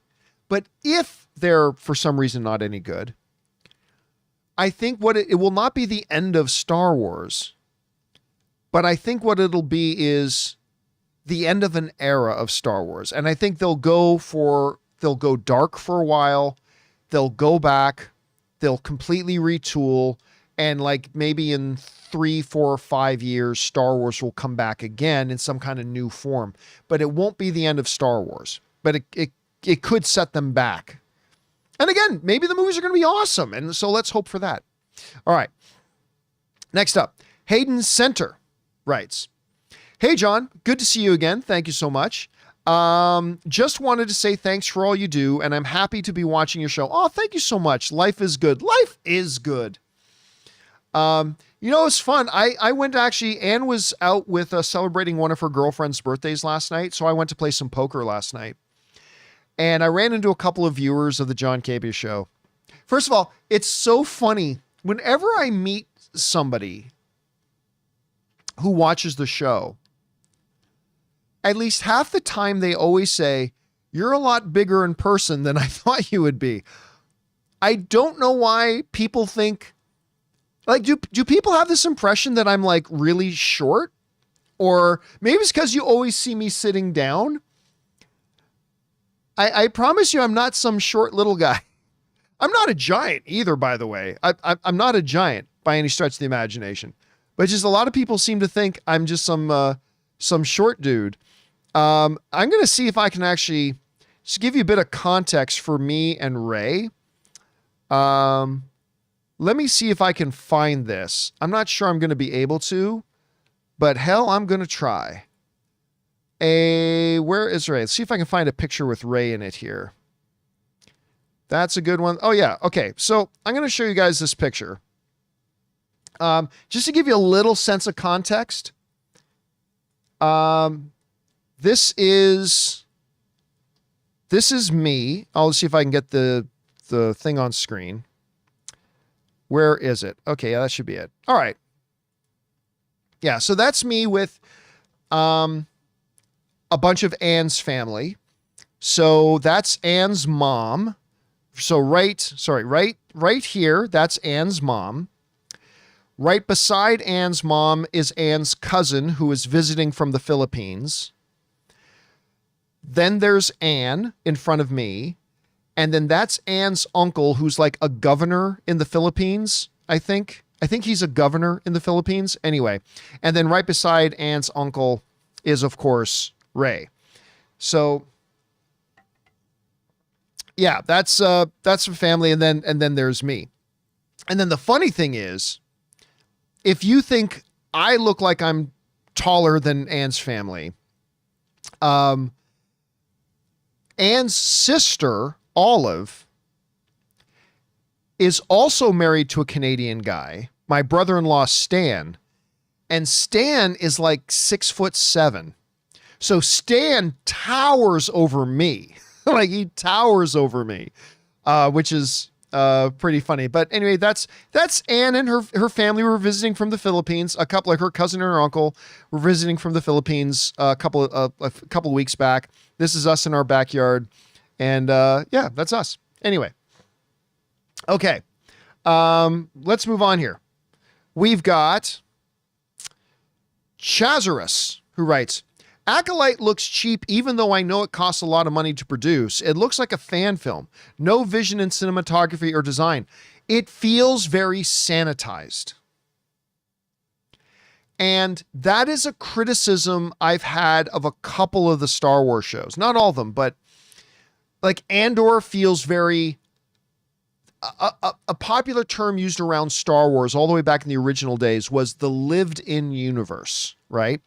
Whereas back when Star Wars came out, a lot of sci-fi imagined everything was clean and sanitized and shiny.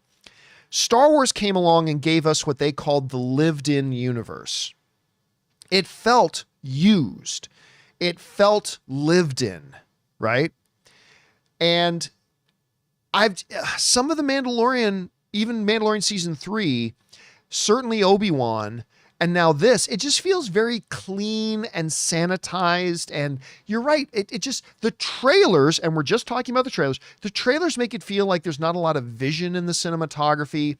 It feels like a cable TV show. And these Disney Plus shows, even though they're on TV, should be cinematic events. WandaVision was a TV show, but it was a cinematic-like event. Andor is a TV show, but it was a cinematic-like event. Obi-Wan felt like a TV show. Book of Boba Fett felt like a bad TV show.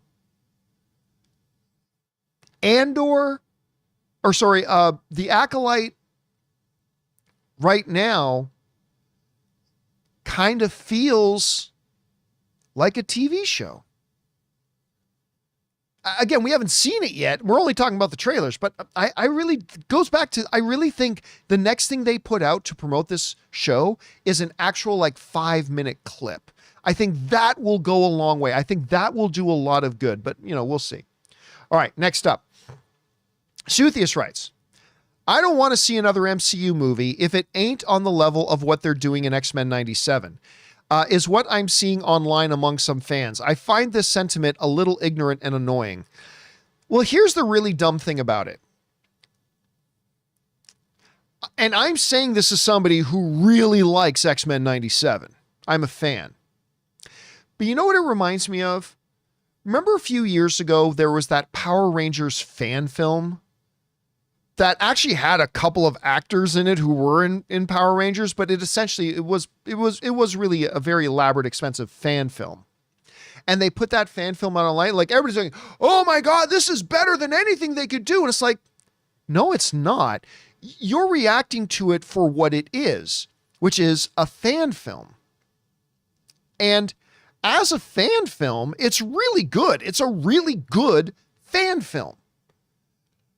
But if this was actually a movie in theaters and you had paid money to go to the theaters and you were looking at it through the scope of this needs to be the next cinematic experience and blah, blah, blah, you would look at it and say that was garbage. But we're looking at it and evaluating that Power Rangers thing as a fan film. And as a fan film, it's incredible. It's really, really well done.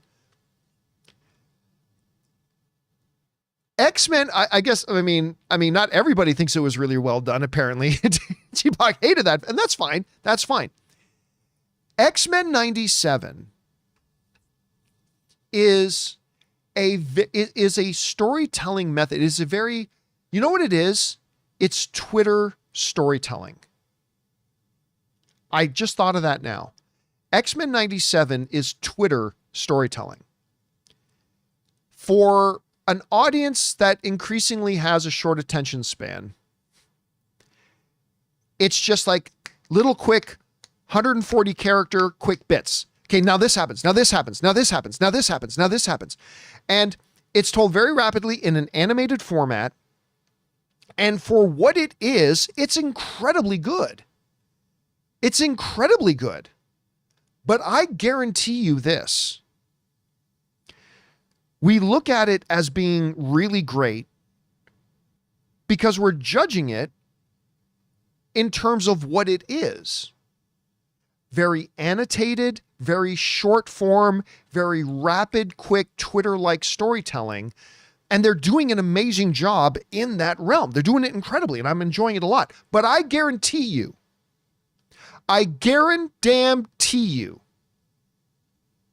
that if X-Men 97 was live action and it was in theaters and it was a direct shot-for-shot remake of the animation, but it was live action and all that kind of stuff, I guarantee you, I don't think we would look at it as favorably.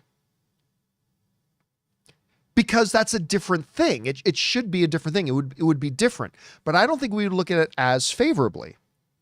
Just like I think if Andor, which I think is a magnificent show, but I think if we took Andor and tried to do it in a Twitter-like storytelling format like X-Men 97 and put that in an animated form, I don't know that Andor would come across as good.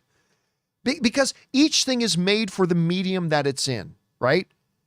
X-Men 97 is specifically made for the medium and the context that it's in. Andor is made specifically for the medium and the context that it's in. And just because it works one way doesn't mean they could just switch places and automatically they'd work. I think X-Men 97 is fabulous for what it is. But make no mistake, if they just took it and did a live action shot for shot and told it in the exact same pacing, the exact same way, it's just live action now, and you put that in theaters, I don't think it would be received very well. I really don't. Because it's made for the medium that it's in. And so I would probably roll my eyes a little bit. Anybody says, the MCU's got to be as good as X-Men 97. Well, they shouldn't make anything in the MCU the way they make X-Men 97. X-Men 97 is made specifically for the medium that it's in. They need to make live action MCU movies for the medium that's it's in. They shouldn't tell the stories like that. You know, it's just, it's a more complicated issue than I think some people want it to be. Anyway, that's just me. Anyway, next up, Stony Taylor writes, over or under 50% we get any mention of mutants or X-Men in the main MC universe in Deadpool 3. Listen, Deadpool is a mutant. Any mention of mutants or X-Men? They literally have Wolverine and they mention X-Men in the trailer. Deadpool says to him, you're an X-Man.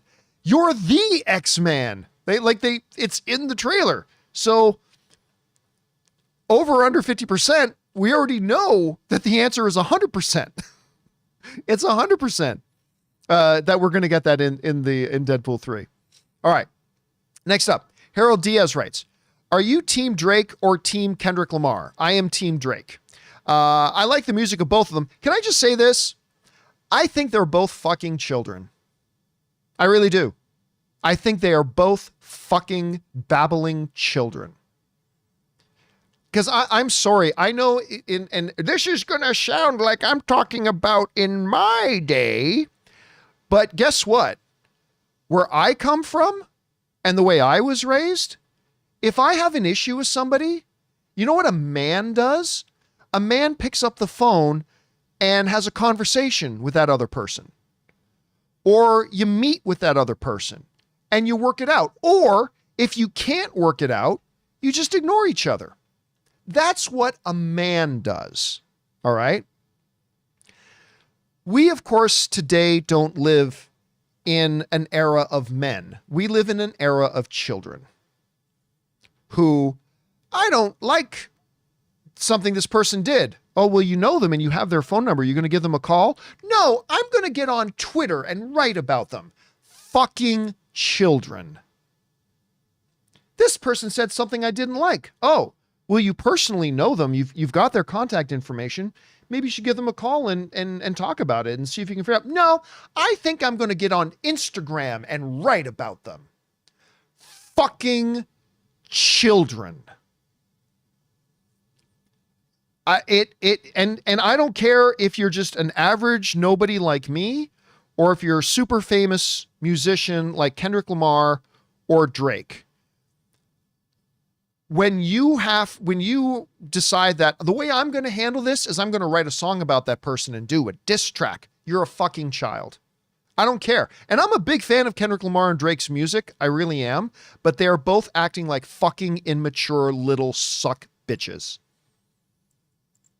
Sorry, that's what you are. If you're a man, you just get on a phone and you work out your issues. And if you can't work out your issues, just ignore each other. No, I'm going to get on a soapbox and I'm going to sing about how much I don't like this person. You're a fucking child. You're a fucking child. There is a reason that I don't talk about other YouTubers on my channel. I'll talk about trends on YouTube. I'll talk about trends we see in the space. But a lot of people always ask me, John, why don't you call out this person? Why don't you call out that person? Because that's what fucking children do. It's not what men do. It's just, so look, in just general music, I'm a big fan of both of them. I'm more of a fan of Drake's music than I am of Kendrick Lamar, but I really like Kendrick Lamar a lot. But as far as whose side do I take in this little stupid chat, it's like, hey, see those two little infants fighting over a Twinkie in the schoolyard? Whose side are you on? Neither. They're both fucking babies fighting over a Twinkie. They're acting like babies. They're idiots like babies. And I'm not going to give them any of my attention because babies fighting over a Twinkie doesn't deserve my attention. Anyway, so that's whose team I'm on. I'm on the team of common sense. Anyway, let's see. Last question of the day comes to us from Logan G779, who writes, hi from New Brunswick, Canada. I love New Brunswick. Started watching in grade 6. Wow. Now in medical school. I've been doing this for 20 years. In LA later this month. Nice. Any must-dos or events there for movie fans? I get asked that question a lot. As a tourist in LA myself, although I've been a tourist here for like 15 years, go to the Mann's Chinese Theater, visit the Walk of Fame, try to go up to the Hollywood sign, do the Universal Studios lot tour, do the Warner Brothers lot tour, visit Paramount Pictures lot. I don't know if you can go in it or not. I think there are public tours of it. See if you can. If you're a movie fan, you just want to soak in some Hollywood stuff. Oh, and it's right beside the Chinese Theater. Stand in front of, I don't know what, I think it's called the Dolby. Is it called the Dolby now? It used to be called the Kodak Theater. Now I think it's called the Dolby Theater, where the Oscars are held. It's right there beside the Chinese Theater. Definitely get out there and go visit those things. And all right, guys, that'll do it for today's installment of Open Mic. Thank you so much for being here and being a part of this little show today. I appreciate it a lot. Good to have you guys here. Big special thank you to all you guys who sent in those questions. Number one, because you gave us fun things to talk about. But number two, you supported our channel as you did it. And all of us involved with the John Campea YouTube channel, thank you guys so much for continuing to support what we do. Don't forget to come on back and join us for Monday's show. It's going to be good to have Ray and Jonathan and Rob here. We're going to talk more about, obviously, the Acolyte trailer that dropped and a whole bunch of other stuff that's going on. Hope to see you guys then. That'll do it for me for now, guys. I'm going to go watch the Toronto Maple Leafs hopefully win Game 7. Maybe they won't. But until next time, my friends, bye-bye.